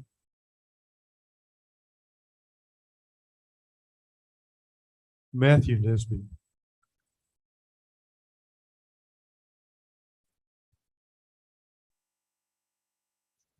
Good evening. Good evening. My name is Matthew Nesby. I'm native to Belton, recently retired from the military. My brother was gracious enough to open his home to me. Once I retired, came to Belton and was looking for a place to live. I've recently bought a home over just south of Copper's Cove, but I still have concern for this neighborhood. Yes, sir. Would you give us your address? 12297 Ocala Road, Is that in? Colleen. Well, it's technically Cove, but Cool. so we've heard a lot of concerns tonight. A lot of things about health effects, safety, crime, property values, a lot of things that we should all think about. One of the proposed ideas was no semi-truck parking in this travel center. I'm just curious how they're going to have separate diesel pumps for trucks and not have parking for semi-trailers. So let's move on from there. So the other thing that was brought up first off was the 3/4 vote requirement. There are 66% of property owners who have placed written objections before you tonight. 66% of the local property owners object to this development. We have to take what they feel, how they feel into consideration before we make any decisions. One of the other things that was mentioned during the item 8 on the agenda, this is the only time that we have to object, the only time. We can't place our objections, go forward, approve it, and then come back later and object because things didn't work out. Something was mentioned that this travel center will have to provide their own fire services. How do you do that? Provide your own fire services without the fire department at a gas station. Gas stations are not equipped to handle a fire at a gas station, period. The streets, the condition of the road, Tanglewood Circle was brought up. The city of Belton, when they annexed this area, refused to take on the responsibility of maintaining Tanglewood Circle.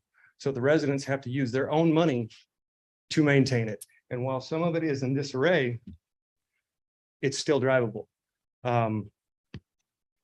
Citizens are absolutely a reason to stop a development in an area. If 66% of the citizens object to a development, it must be stopped. It has to be stopped.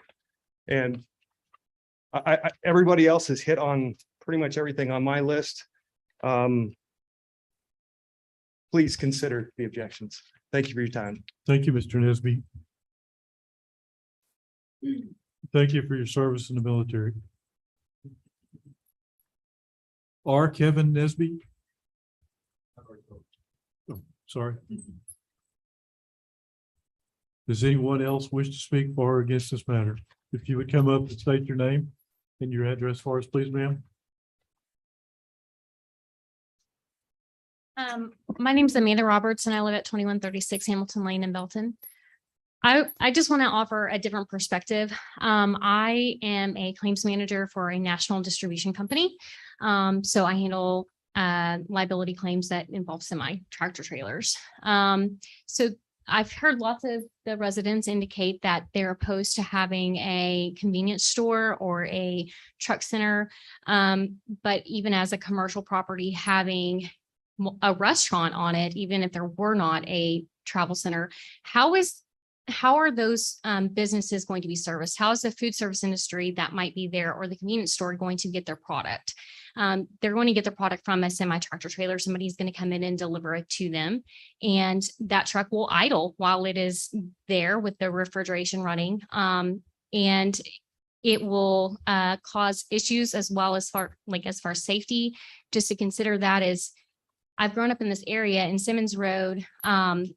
There's not really a great way or to get out on Simmons Road. And I know that you've already indicated, or the proposal indicates that TxDOT would define how the parking lot would be egress and ingress, or ingress and egress. But there is, from a safety perspective and what I've done for the last 7 years, that roadway, Simmons Road, it's not wide enough for a tractor trailer to swing out on. And with the intersection right there that comes to a T, people can come right around that corner while somebody, is trying to exit.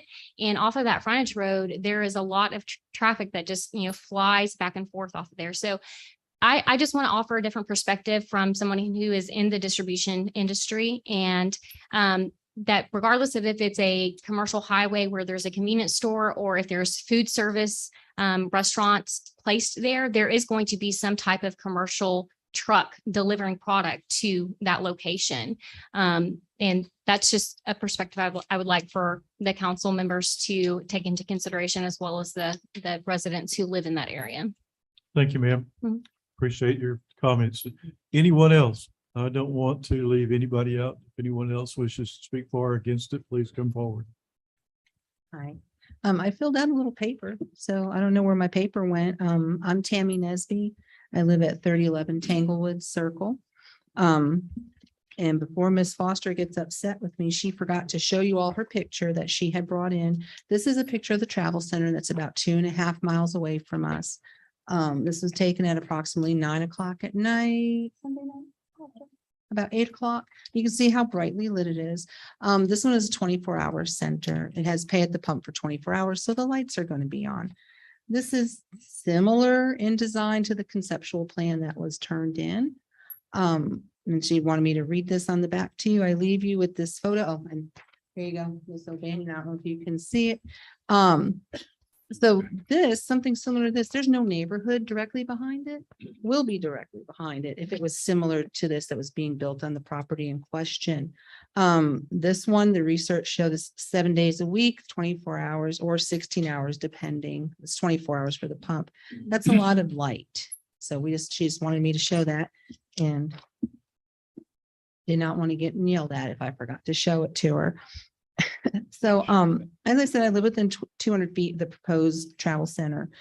You have a packet there talking about gas station benzene health effects and the emissions. Specifically, at one time, as mentioned, somebody mentioned earlier, the tanks in the ground were the concern. Nowadays, with modern double wall tanks, that concern is no longer as great.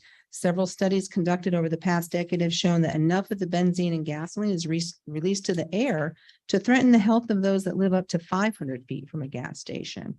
The benzene is released when we refuel our cars. It escapes from the pipes that vent the vapors from the underground storage tanks, such as these vents right here that are in the packets that were handed to you all. Benzene adverse health effects include cancer, anemia, increased susceptibility to infections, and low birth weight in infants. The first scientific study that's attached in the packet there shows that benzene can increase the number of cancer cases among those that live up to 496 feet from a gas station.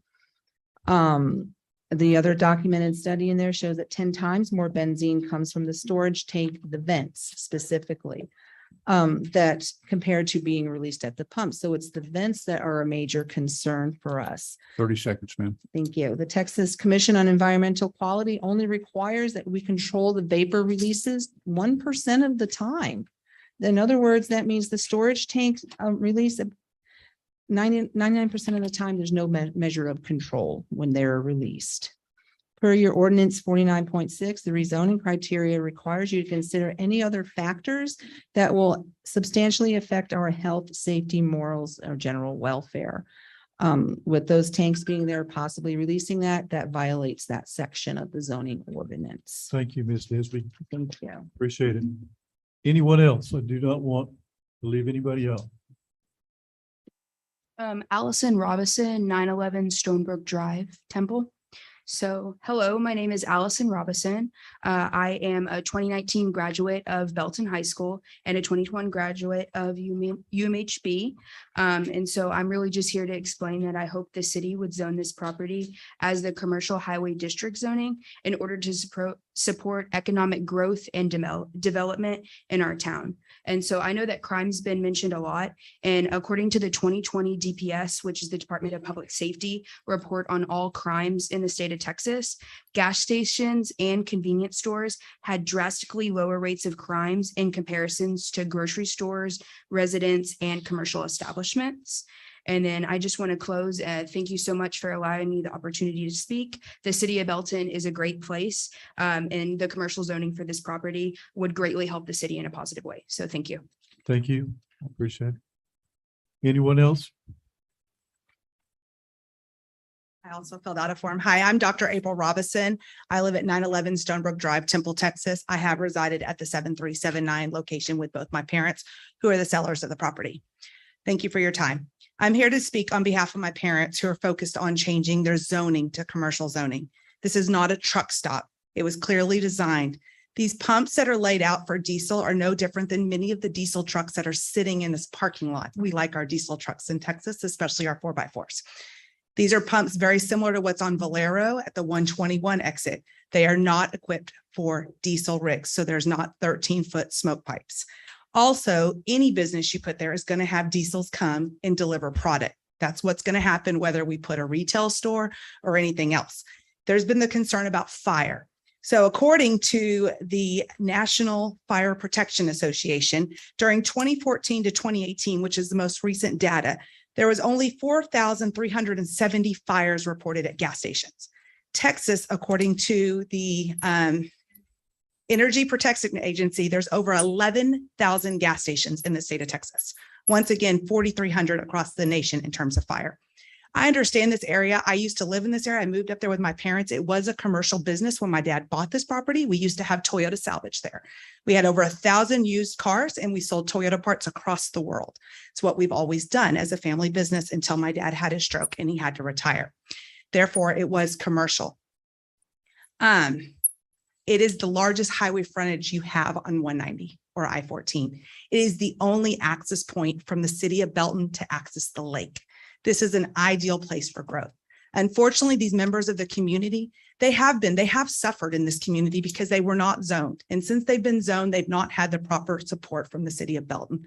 And this infrastructure might allow them to actually have what they need in order. My parents live there, to have proper fire protection, to have their roads improved and things like that. I would hope with this city taxes, we could finally improve the residents of these, improve the quality of this residents' neighborhood. Thank you. Thank you. Last call. Anyone else? Not last call. Yeah. I'm Yes. Susan Robinson. I live at 7379 West US Highway 190. And I just wanted to state something to make things very clear for the record. Everybody keeps talking about being residential. We were there prior to annexation, and I'm talking prior to annexation to now. We now have a transmission shop that is a commercial endeavor that has not come in front for zoning because I have not been notified. We have a home that has used tool sales, and they travel around to different swap meets and sell commercial business again. Then you go behind me to the next property, you have where a whole family came. They have added on and built a cabinet building business back there, emitting whatever fumes or whatever. To my knowledge, it's never come in front of me that they are commercial. Then we have back on the back where the Fosters live. He builds fences for, gates and beautiful stuff because he's an awesome welder. And so that I consider to be a commercial endeavor. The only piece of property that touches that is one little lone house that sits on, on the other road. It doesn't even sit on 190 or anything else. So we have one piece of property that actually is not commercial. So everybody's stating that they're residential when they actually are truly, in fact, commercial, probably not paying the appropriate taxes to the city. And I just want that brought up. Thank you, ma'am. You're welcome. Sir? I'm Louis Robinson Jr. Glad to be here, city council, mayor. I'm here with my wife of 42 years. When I met her in 1976, I told her, I want to own 10 acres on an overpass. This will be our future. This will be our retirement. We said about it. It took us 5 years to find a 10-acre plot on the interstate at the time. That's the only 10-acre plot that was left between Belton and Lampasas. I have a third of a mile of frontage there. So there's plenty of ways to go in or out, depending on what TxDOT depends doing. I have a 1,000-mile frontage on the highway, 400 foot down Simmons Road. TxDOT is putting a tremendous amount of money into the interstate in front of me to allow the flow. Over 25, according to TxDOT, over 95%, of the traffic flow into Belton comes past my piece of property. If you look from the Simmons Road corridor from Steelhouse to Belton, there's 50 square miles that you can't buy a gallon of gas, you can't buy a soda, you can't buy a Band-Aid. It is very much a food, gas desert. To suggest that people go to the adjoining gas stations, y'all just approved a new one that opened down the road from me. 2.6 miles. It's 3.7 miles to the gas stations in Nolanville, which we really want people to gas up in Belton, not Nolanville. I am at the corner of the Simmons Road, which accesses the lake, 2410, which will ultimately be the highway bypass. The roads are being improved there. There are going to be the state's doing quite a bit of effort that direction. In the past, what's happened here is the neighborhood behind me has always been a neighborhood of small businesses. There's been daycare, there's been welding, there's transmissions, there's cabinet shops. But let me say, when I purchased this property 35 and a half years ago, there had been a trucking company there for many years before that. The reason I was able to buy it is they died. Well, like so many people here, they have retired from those businesses, so now they just have a residence there. Well, this is my retirement. I'm 72 years old. I am too old to go and do anything anymore. I formerly had Toyota Salvage there, and I kept 1,000 cars there for 25 years on that property. 30 seconds, sir. Thank you. I would like to say that I am currently tearing down 20,000 square foot of buildings on that property or removing them. And so that everything that will be going in will be built to current codes and totally up to date. And I think this is very important. This is the gateway to Belton, and it should be zoned appropriately. Thank you. Thank you, sir.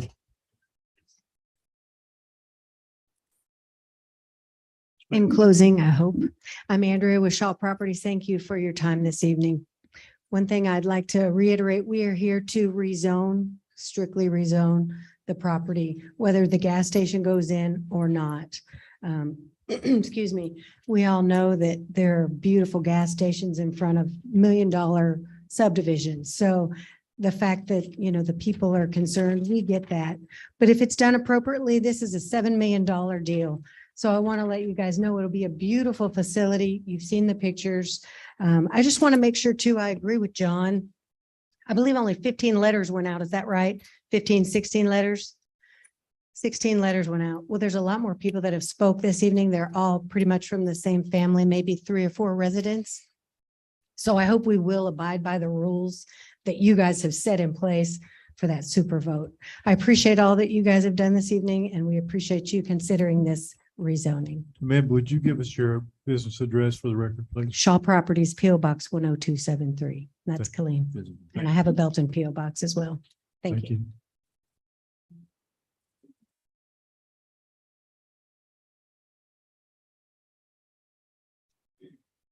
Carly Nesby, 12297 Ocala Road.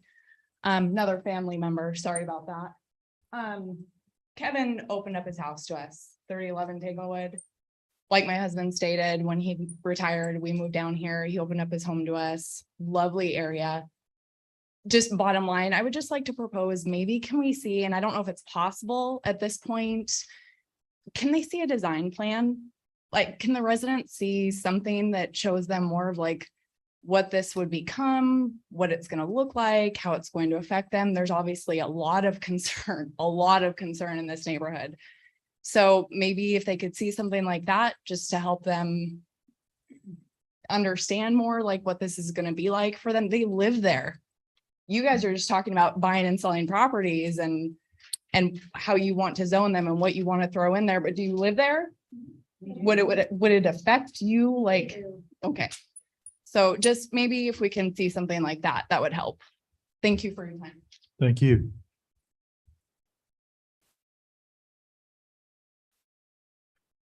One last, I do live there and I own 48 in the immediate area. thank you. I see no other persons wishing to come to speak for or against this item. So at this time, I'll close the public hearing and turn it over for discussion and deliberation by council. Yeah, the question I wanted to ask earlier, I guess to Sam or John, is a site plan mock-up that like they've been asking, is that that's not required for a zoning change? Required. It could be, But per what's written though, it's not required. It's not. I mean, my just some other clerical, I mean, at this point, we're talking about zoning. There is a potential that if there is something in a site plan that comes through at that time, we can deny a site plan for any certain reason as far as. this is the zoning change to plan development, commercial highway. So if there's a desire to add something or require something, it would be appropriate to include that in the plan development district ordinance and be it site plan or some condition similar to the fence. Is that access to Tanglewood in the back that wasn't gonna have a fence? Is that required per our traffic? No. Okay. That's my questions here.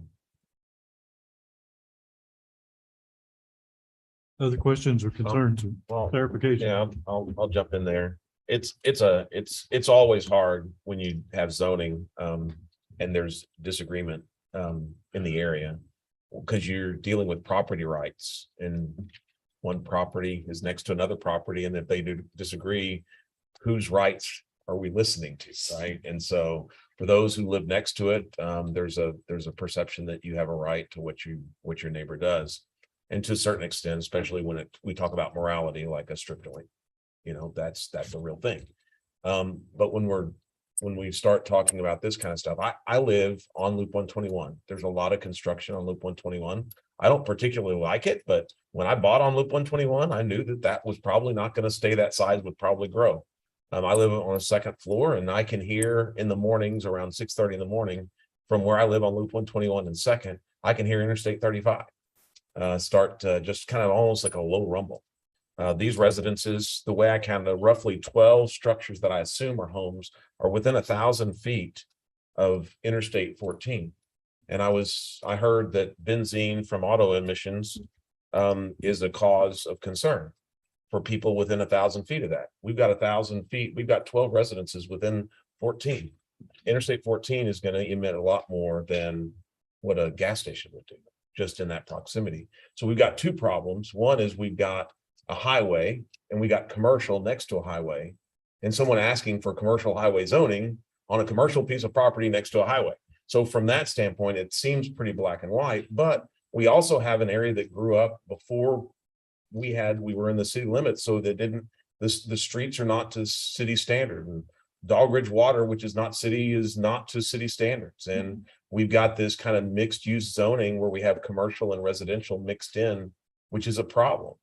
And that's what it always and they call this neighborhoods in transition. And that's what we've seen on Lake Road. Early on in Lake Road, there was a lot of anger about, a chicken place or a McGuire tire going in. And now that's the standard. And so the reality is, as interstate grows, as we're seeing it expand, as the area grows, commercial highway with gas station is going to happen on this road. It needs to happen on this road. So I know I recognize that there's tension there. I do believe, because we don't have the proper setbacks, that we need to look at setbacks and fence heights, because we don't have a standard buffer where you would have commercial highway, then commercial, then residential, because we have residential literally on the highway. So I think that some of the restrictions here we might need to look at. But as far as the zoning, I support it. I agree with David. It is an area in transition. I certainly feel the pain. I live on Main Street in 22nd in Maine. I get it. Let me tell you, I get it. It's probably got 3 times the traffic it had when we bought our house 25 years ago, but we love our house. It's acceptable. And I think that's kind of where we are here. It's a commercial highway. It's a commercial area. There are standards that have to be maintained when these folks bring in their drawings and their plans that absolutely preclude many of the things that folks are concerned about. Like the water, the runoff, that has to be properly engineered and cared for. I mean, there is no gray area there. It has to be right. It can't have the runoff getting into your area. So, I mean, I think the rules and regulations that are in place both will help protect you, and frankly, don't give us a leg to stand on to not approve this request as it's presently presented. At this point in time, they haven't spent the money because they don't know if they're going to get to build it yet to get the kind of designs that we would all like to see. They will. They'll have to be to standard. If this buyer doesn't go with it, then somebody else will. It's just too good a place and too good an opportunity. But I don't think we've got a leg to stand on to not. I hear you. I hurt with you. But we just can't turn this down. I don't think. I'm with you, David. And I do think we can look at the heights of the fences to provide that, just like, maybe fences like are around HEB, which they built to protect. I saw the lighting There's ways to direct that lighting so it doesn't go back to the south. It's going where it needs to go. And just like they did at HEB. I live 2 blocks from there. I can't even see their lighting unless I'm really looking for it. And I know it's different. But I just think that's where we are, folks. These choices that we have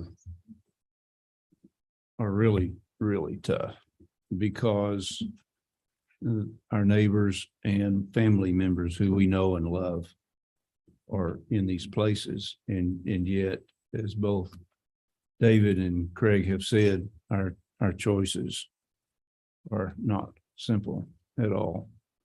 And our responsibility is to make the choices as the best we can, understanding who we are and where we live and those kinds of conditions in which we live next to traffic areas and those sorts of things which we are accustomed to say when we're making decisions, our stakeholders are very, very clear to us. You are our stakeholders and we love you and we care deeply. And we also care deeply for our community, and that puts us in a position of making some really difficult choices. And that's why after the zoning comes those kinds of things where we can make sure that the things that we can do best, we do to make sure the light pollution, the fencing, is done in a fashion that's proper. And so I think I would say that's where we are this evening, is to make sure we do the best we can for both what's best for the community and for protection. I guess with the designation of I-14 and commercial highway right there, Simmons Road, previous salvage yard with 1,000 vehicles there. This may be an improvement to what it could have been or was. Then I think the property owner is diligent and thoughtful and respectful. I've been an advocate against light pollution. We put in convenience stores in neighborhoods and made sure that their neighbors could still sleep at night. Their kids didn't have lights shining in their room. And it's very difficult to deny a property owner the right to access, to develop that in a commercial standpoint when he's at the crossroads of Simmons and a major I-14. And so hopefully we can be good neighbors moving forward, work together and ensure that drainage, fencing, runoff, benzene, all the stuff that you list. It's frustrating. We hear so many times about people wanting to keep the view and see the sunrise. I think there's some notes on the next upcoming agenda item for property that they don't own. And this is commercial highway. And hopefully we can come together maybe and improve the roads in the area or be good stewards and neighbors and ensure that the development is done to quality and is a gateway to our community and a very respectable and nicely not only developed but maintained piece of property. I do appreciate everybody's comments and you coming out, taking your time. It's not taken lightly at all. It's a big deal. It's important. I'm a volunteer. And so we do appreciate you and your comments. Stephanie, do you have a comment? Sure. Thank you, Wayne. And I just want to thank everyone for attending the meeting and sharing with us. It is one of the most difficult pieces of being a part of council is trying to assimilate all the information and make the right decision that's best for the whole. I wanted to add just a little bit about, there's a handful of comments tonight that were actually for the project. And I think one of them addressed just addressing concerns, but not stopping development. And I believe that that's been done with the developer and some of the previous meetings in regards to the fence height. And there may be a little bit more to Daniel's point, the access to Tanglewood, that may be something that needs to come off the table. I think that working together to address the concerns, that it would be very difficult for me to not approve a zoning for commercial highway on a interstate highway where our land use map has identified this as commercial highway, it'd be really, I'm not sure how we could do that. So those are my comments. Thank you very much. Any other council members? Yeah, and to add to that point, I think we're on the PD part here. I mean, I don't know that list that you had Yeah, if you could of all those show items. us Are the those all, picture of the schematic of the sketch to show where the layout and then maybe the list of. are all those listed items, are those all PD items that we need to put in there? Or those already been PD items passed on by zoning? I would mention that we take away that access to Tanglewood, but of course, this is a conceptual plan. It could be an Olive Garden at some point, and you now would not have access from your neighborhood to Olive Garden. I mean, that's kind of that So- PD requirement would remain, so. So I guess it's more than hypothetical. So if we were to do something, because that schematic shows like half One the second. property, not the whole property. So they're not developing the whole property with this one particular gas station. And that's where potentially there would be something else. It could be a restaurant, it could be another gas station. Not likely, but they do that in general, so who knows? So, so I've never got that. Anyway, and so if we did something and then somebody else were to come and plat to do something else, since we're doing plan development now with this, and would that have to come back and amend the plan development? So if they wanted to add an access or put a restaurant or subdivide something, would that come back? To answer your question, if you were thinking about making a condition of blocking the access and then they came back with another amended plan to use that access, then yes, it would come back to the commission for another zoning change for the PD criteria. However, if that's not, it would be reviewed with a subdivision plat. They wanted to subdivide that into two different properties. And because this is, again, probably meets the qualification for administrative review, less than 4 lots to it and no public improvements over there because there's no city water or wastewater, that could also be reviewed administratively without coming to the commission or city council. And Simmons Road, where it crosses the two, whatever we call access roads and the main, that's part of Simmons Road is owned by TxDOT? Or is that owned by the city? So if a 14 road and is going 2410? underneath. So it's 2410 to Simmons Road? Yes. So it's. Until you turn right. So TxDOT owns that whole intersection. Yeah. So if we're looking at, as one of the comments were, if we're gonna have an access off of Simmons with potential of semis having to come in to deliver hot dogs, right? We need to have turning radius and width sufficient at that intersection. So one of the things we should probably do is on the Simmons Road, affronting that needs to be whatever road it needs to be to handle instead of, and I don't know, I don't know what it is. It's still gonna be all TxDOT controlled. It's TxDOT, but I guess we would have to work with tech, because we would be changing the use of that, so TxDOT would have to be brought into it. Correct. And they also have spacing requirements. That is pretty close to the intersection of 400 feet. So they might have some other control mechanism.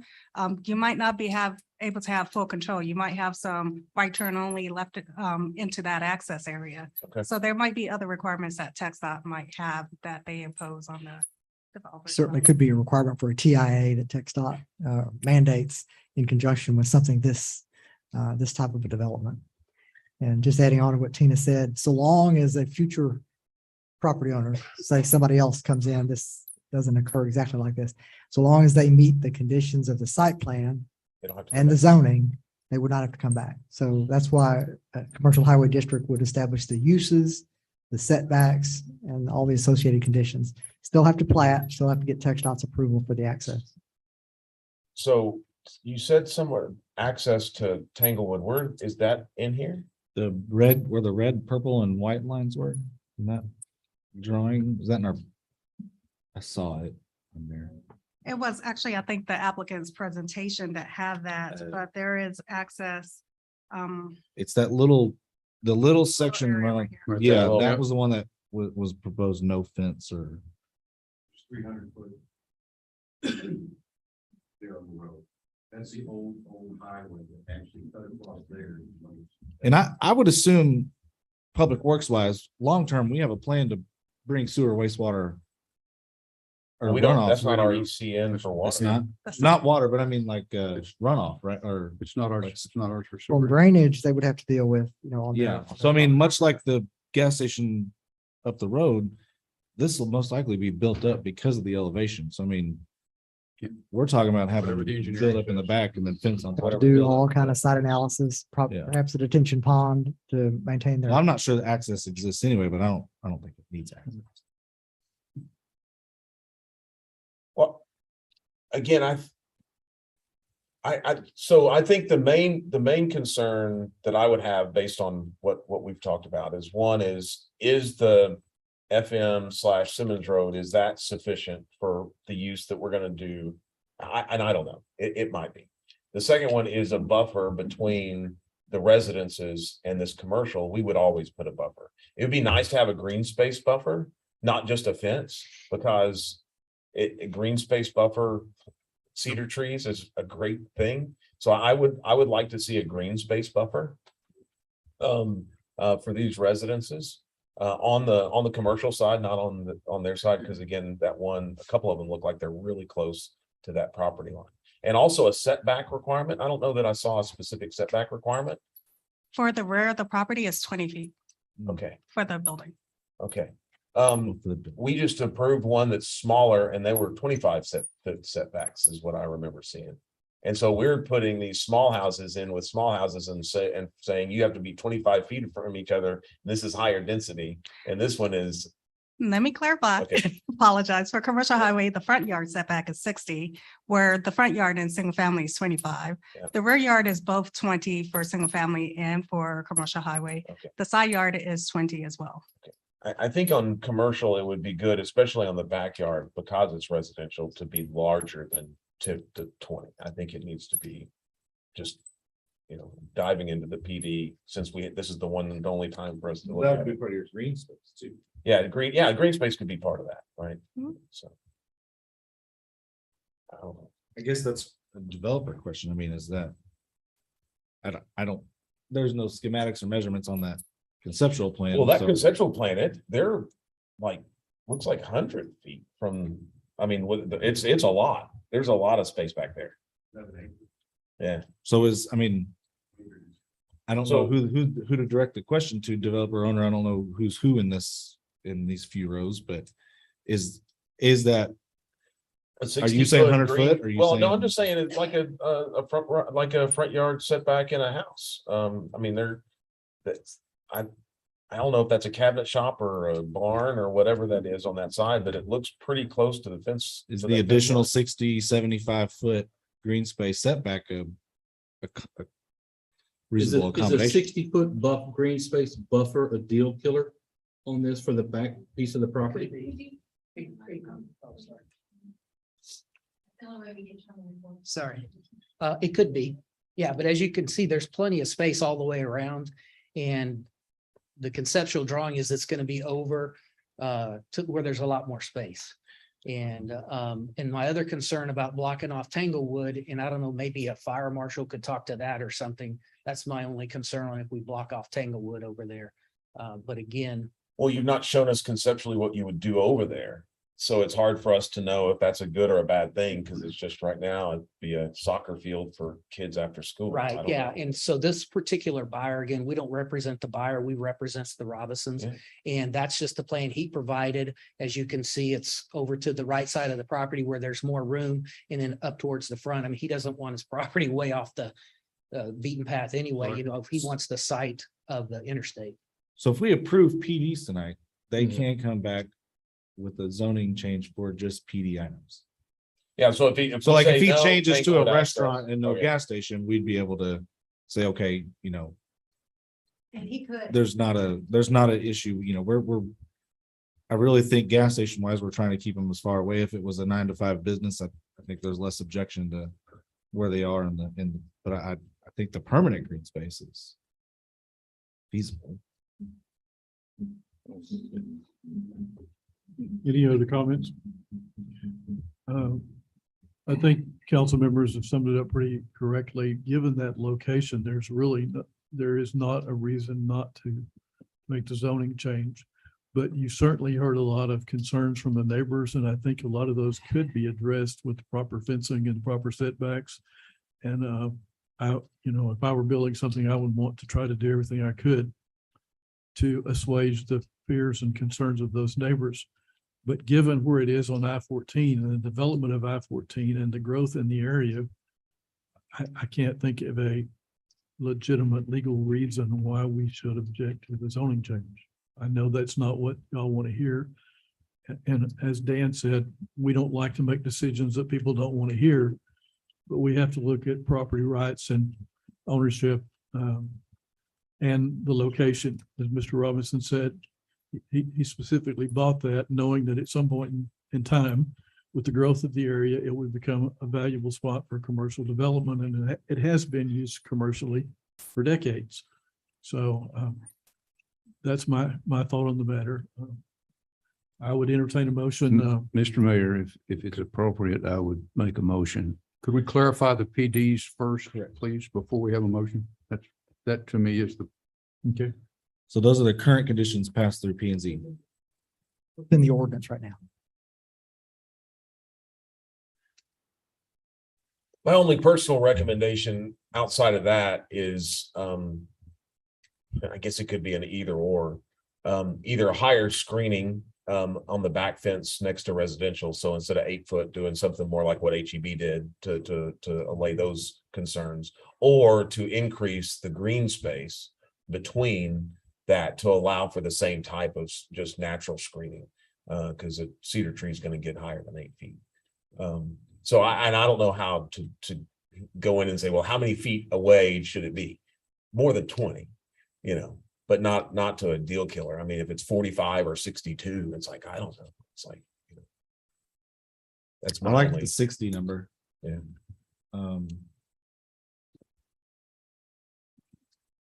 Increased green I don't think space or a higher Yeah, fence. yeah, increased, yeah. So, Increased green space or a higher fence. yeah.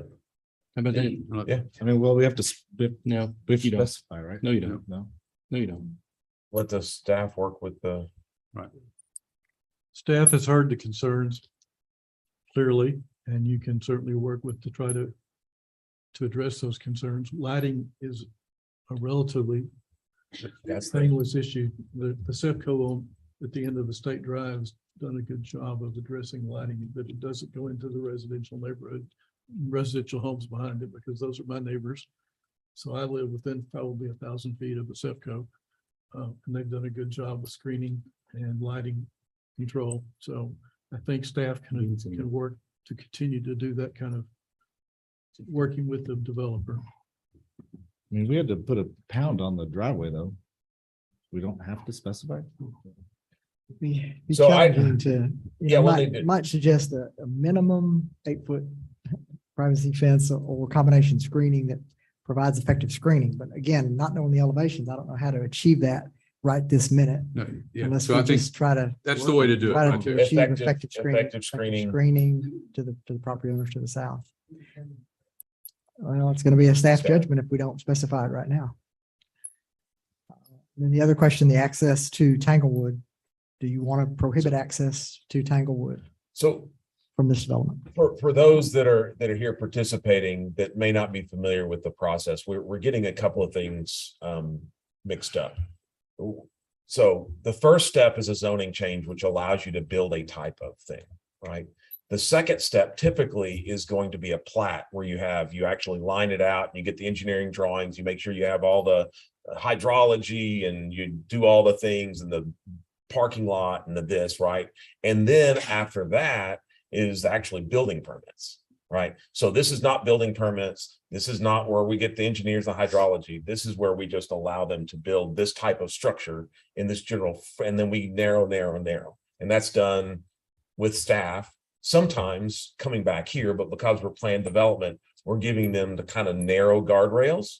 And then they will then work with the developer to do that. So just so you guys understand, this is not like you can go build something tomorrow. This will go through many steps. So that being said, I would make a motion. Oh, go ahead. Oh, these are still, We want to make sure we get the PD. okay. Yeah, that's what I was gonna do. Yeah, is- please. Yeah, that's, so my motion is that I move that we approve the zoning change to commercial highway plan development with the listed restrictions.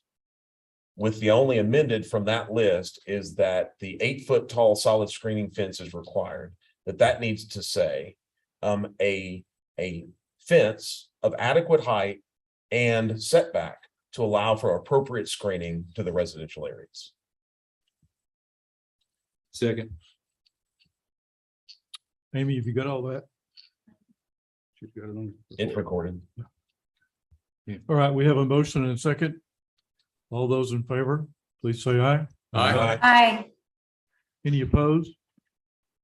Hearing none, the motion passes unanimously. We do appreciate everyone. I know we can't make everyone happy, but we do appreciate all the input we got, and it will be valuable as we go forward. Item number 11. Take a break. Got some seats.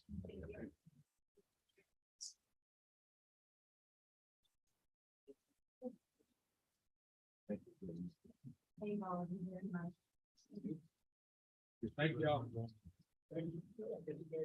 Item 11, to hold a public hearing and consider a zoning change from single family 1 district to retail district in approximately 0.353 acres located at 2906 North Main Street, located north of River Fair Boulevard. Ms. Moore.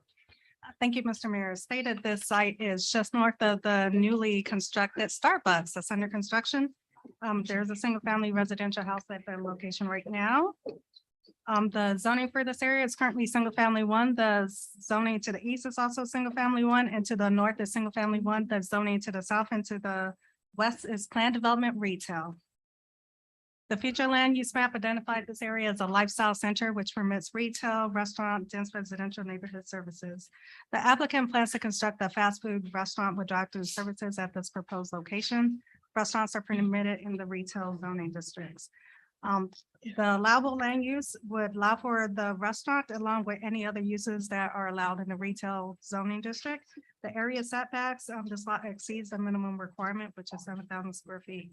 Speaking of, the lot to the developer site is actually larger than the zoning area. The rest of the site is already properly zoned planned development retail for this development. Notices were sent out to property owners within 200 feet. We received 1 letter of support for this zoning change. The Plan and Zoning the Plan and Zoning Commission heard this item at their meeting on October 18 and recommended approval of the zoning. Development should conform to all applicable standards for the retail. Development shall conform to all applicable type 5 developments. The property is required to be platted in accordance to adopted subdivision requirements. A civil site plan and construction plans in compliance with the adopted standards are also required. I'll be happy to answer any questions that you guys have. Thank you, Ms. Moore. At this time, we'll open the public hearing. Does anyone wish to speak for or against the zoning change? Hearing none, we'll close the public hearing and open it up for council deliberation. May I ask if it's just? No. Oh, I'm sorry, I'm joking. Noted. Just north of Starbucks, okay? That's where it is. Wendy's. Wendy's. I move to approve agenda item number 11 is presented. Second. We have a motion and a second to approve agenda item number 11. You sure you don't want to discuss it some more time? I'm okay. I'm okay. I like Wendy's. I'm hungry. All those in favor of agenda item number 11, please say aye. Aye. Any opposed? I hear none. Item 11 is approved. Item 12, to hold a public hearing and consider a zoning change from commercial highway district to light industrial district on approximately 0.886 acres located at 606 West Avenue O, south of Interstate 14 and west of South Connell Street. All right, as stated, this is right adjacent to the county complex, and it's just south of West Avenue. Here's a zoomed in look. This area is currently used as part of the county construction yard at the moment. I'm sorry. That doesn't apply. Okay, this property is currently zoned commercial highway. The surrounding zoning are light industrial, agricultural, commercial 1 and 2. Future land use map identified this as a commercial corridor. And this property is owned by Bell County and is adjacent to their existing 911 dispatch center and maintenance yard. The county plans to construct the Bell County Engineer's Office at this location to move it out of the downtown area. The requested light industrial zoning is compatible with the existing county-owned properties. Here is a conceptual site plan of what they plan on constructing over there. Is a 5,000 square foot office building with parking in the area. The proposed zoning change would allow for the proposed use and any other uses in the light industrial area. The lot exceeds the minimum requirement for light industrial. And notices were provided to property owners within 200 feet of the property. We received 1 letter of support for this rezoning. With that, the Planning and Zoning Commission recommended approval for this rezoning. The development should conform to all applicable standards for light industrial zoning district. Development should comply with all type area 2 requirements. Civil site plan and construction plans in compliance with adopted standards are also required. I'll be happy to answer any questions that you guys have. At this time, we'll open the public hearing. Does anyone wish to speak for or against this item? Hearing none, I'll open it up for council consideration.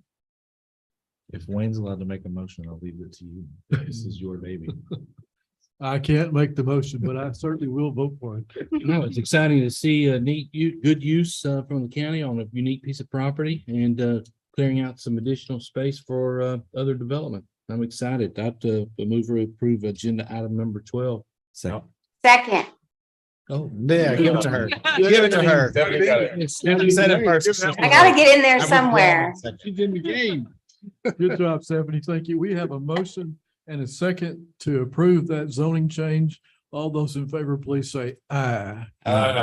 Any opposed? Hearing none, that item passes. And thank you to our friends at the county courthouse. I think that's going to be a real step forward for them and certainly for open up some opportunities for some folks here in downtown Belton.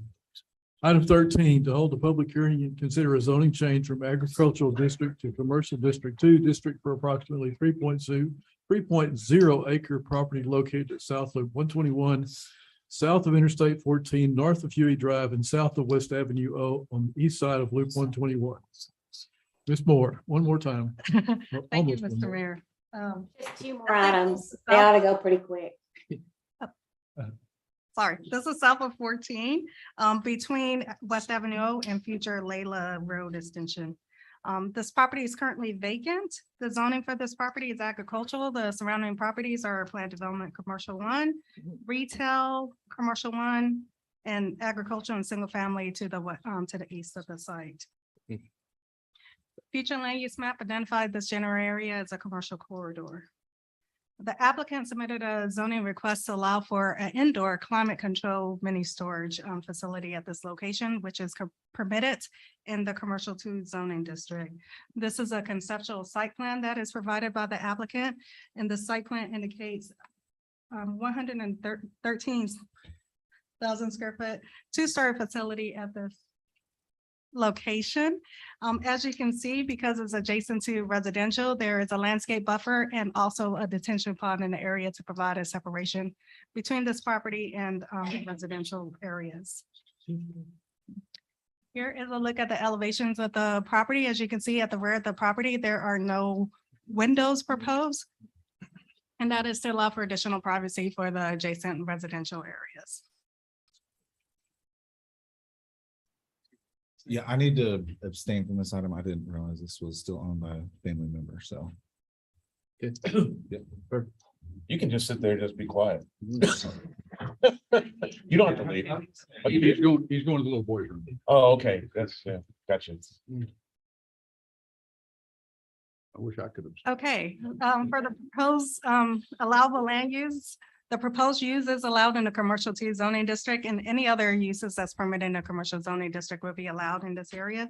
The lot meets and exceeds the requirements for the commercial 2 zoning district. It's approximately 3 acres.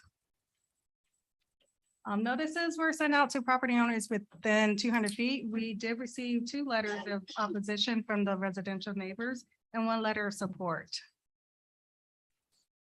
The Planning and Zoning Commission heard this item at their meeting on October 18th and recommended approval of the zoning change.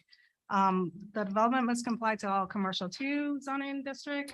Development must conform to all applicable type area 2 design standards, subdivision plats, and civil plans in conformance with our adopted standards are required. That concludes my presentation. The applicants are here. Should you have any questions for them? Okay, at this time, we'll open the public hearing. Does anyone wish to speak for or against this matter? Please state your name and address, sir. Good evening, Mayor and Council. My name is Robert Horton with Horton TX. I'm the developer and owner of this facility. We have met with staff and we have gone through all the various items of requirement. We are going to be a 2-story facility. We do meet our yard setbacks. We are providing detention at the rear of the property. We are providing fencing at the rear, privacy fencing, along with additional landscaping to the residential. We're approximately 100, our building would be approximately 100 feet from any residential lot. So there's a pretty good gap between the two. We have met with TxDOT and talked about the access for the facility. This will have a one directional access doors on the side, circulating around and back out the other approach. So we feel like it meets the requirements quickly. It's a level 3 facility, which means there's key code access coming into the gate. You're on an access code coming in on camera through the gate to the building, access code getting in the building, and then cameras watch you throughout the facility. So we can track somebody by time and key code on the property, through the property, and out. So it provides quite a bit of security for the facility. We man our stores with 2 managers. One stays in the store, one is working the facility. So it's always manned. Our office hours are 9 to 6 p.m. We asked for approval of this request, and we look forward to the opportunity to work in Belton. Thank you, sir. Thank you. Appreciate your time.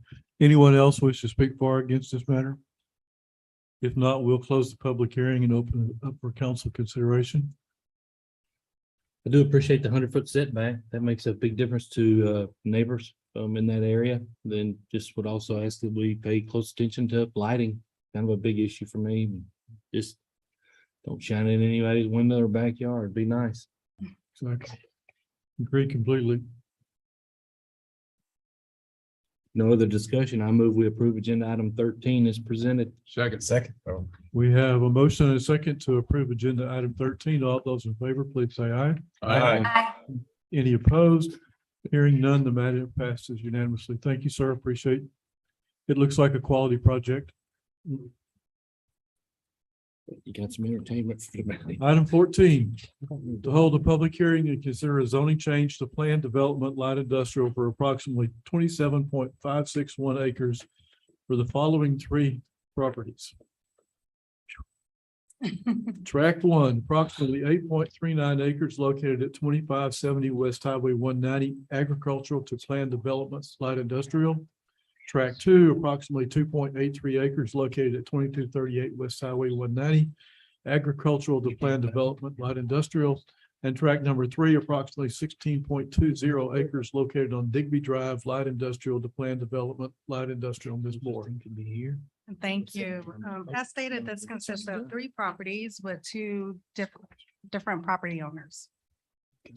This area is currently developed. The properties along Interstate 14 are developed as single-family detached residential.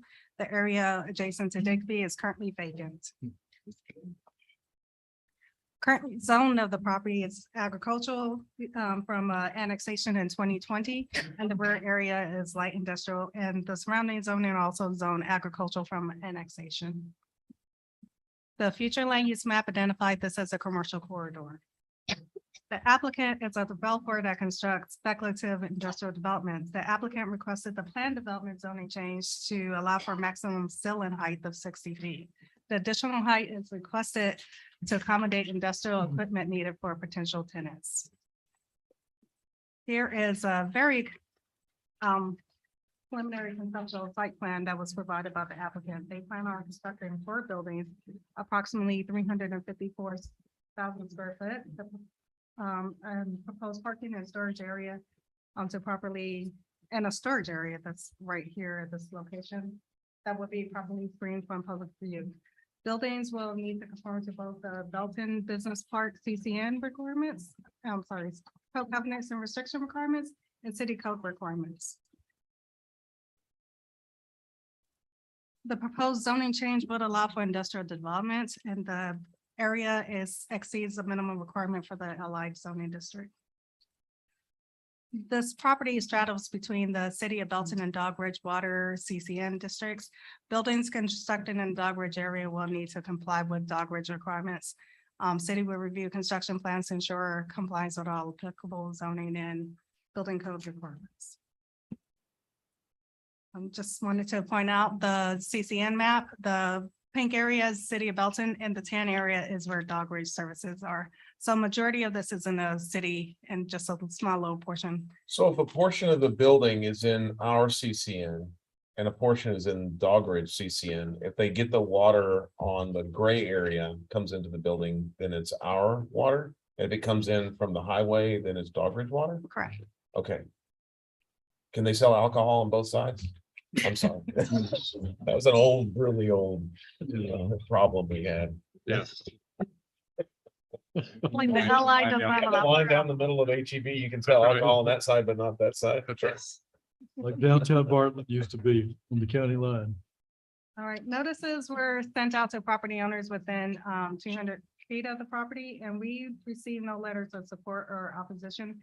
At the Planning and Zoning Commission hearing, an adjacent property owner brought forward concern of screening adjacent to their property, and the applicant was agreeable to providing a 6-foot wind fence along their common boundary area, and that was a resident at 2606 US 190. With that, the Planning and Zoning Commission recommended approval of the requested zoning district to plan development light industrial.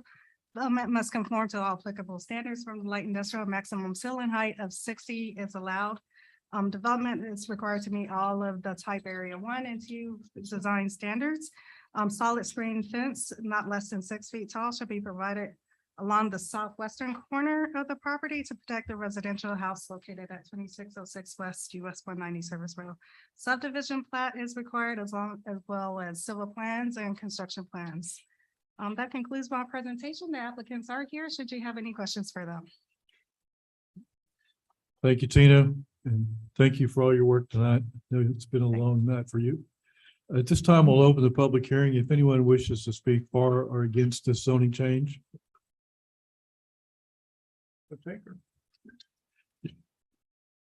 Cynthia Hernandez, Belton Economic Development Corporation, and we're located at 412 East Central, Belton. And I know it's been a long meeting, so I will be brief. Just wanted to speak in favor since we do own the majority of the property there. And we've been working with Tradition Land for a number of months now, so we're really excited for their investment in Belton and the product that they'll develop on this property. As Tina indicated, there was some concern at the P&Z meeting, and so they were agreeable to addressing that. A different property owner said, I'm a neighbor and somebody could buy my property if they would like. And so we were happy to hear that as well. But just wanted to speak in favor and also just note that they're here as well if you have any questions about the proposed development. Thank you very much. Anyone else wish to speak for or against the zoning change? If not, we'll close the public hearing and open it up for council consideration. The only question I have is it said storage. Is that meant to be like if it's a yard, like pipes or something, that it would be some commercial? Tenants need a little bit of light on. Yeah, sorry.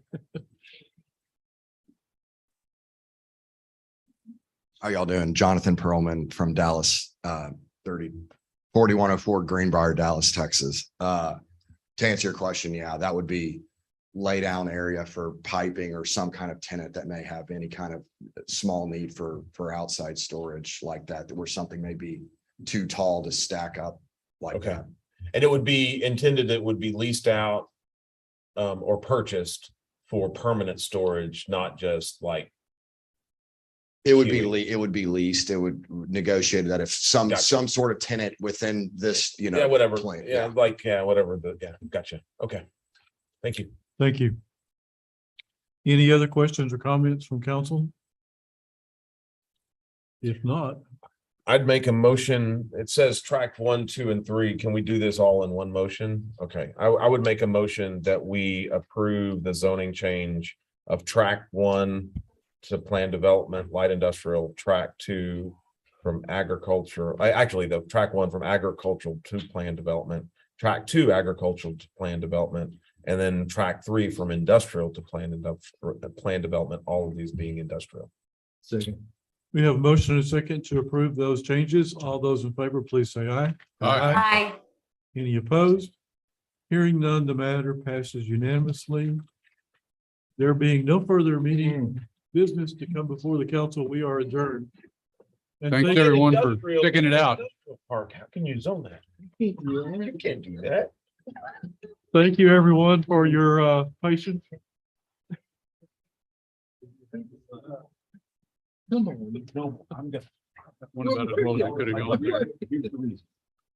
That one about as well as it could have gone. You couldn't have, I couldn't have cut it short. I mean, you just had- That little have bit. everybody explain why they got the election in, I'll do what you're asking us to do.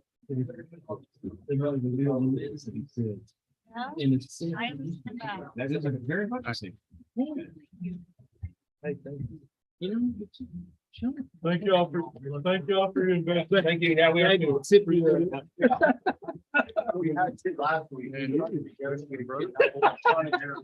Well, I told him, I wanted to table that motion to the end where we would take number 10 and do it at number 13 or 14. Right?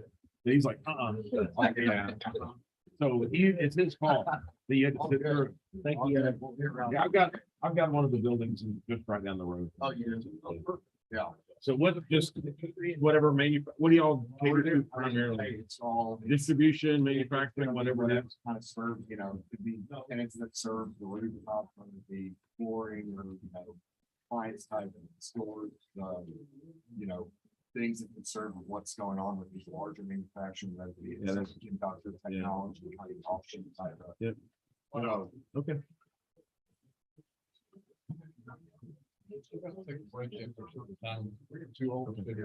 Ours 115, 36 clear units. Yeah, well, we need inventory. We need inventory. We don't have that inventory. There's a lot of folks to be served. Awesome. Thank you, guys.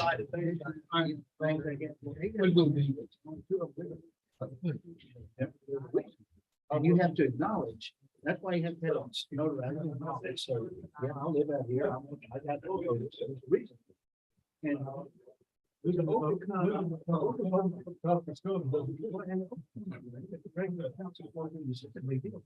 $57%, 680. And, if 20% of the real deal do it, well, that's fine. That's what the deal is. That's not what.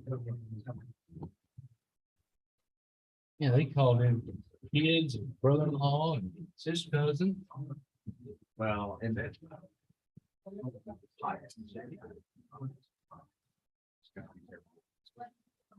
It's a pretty ugly time.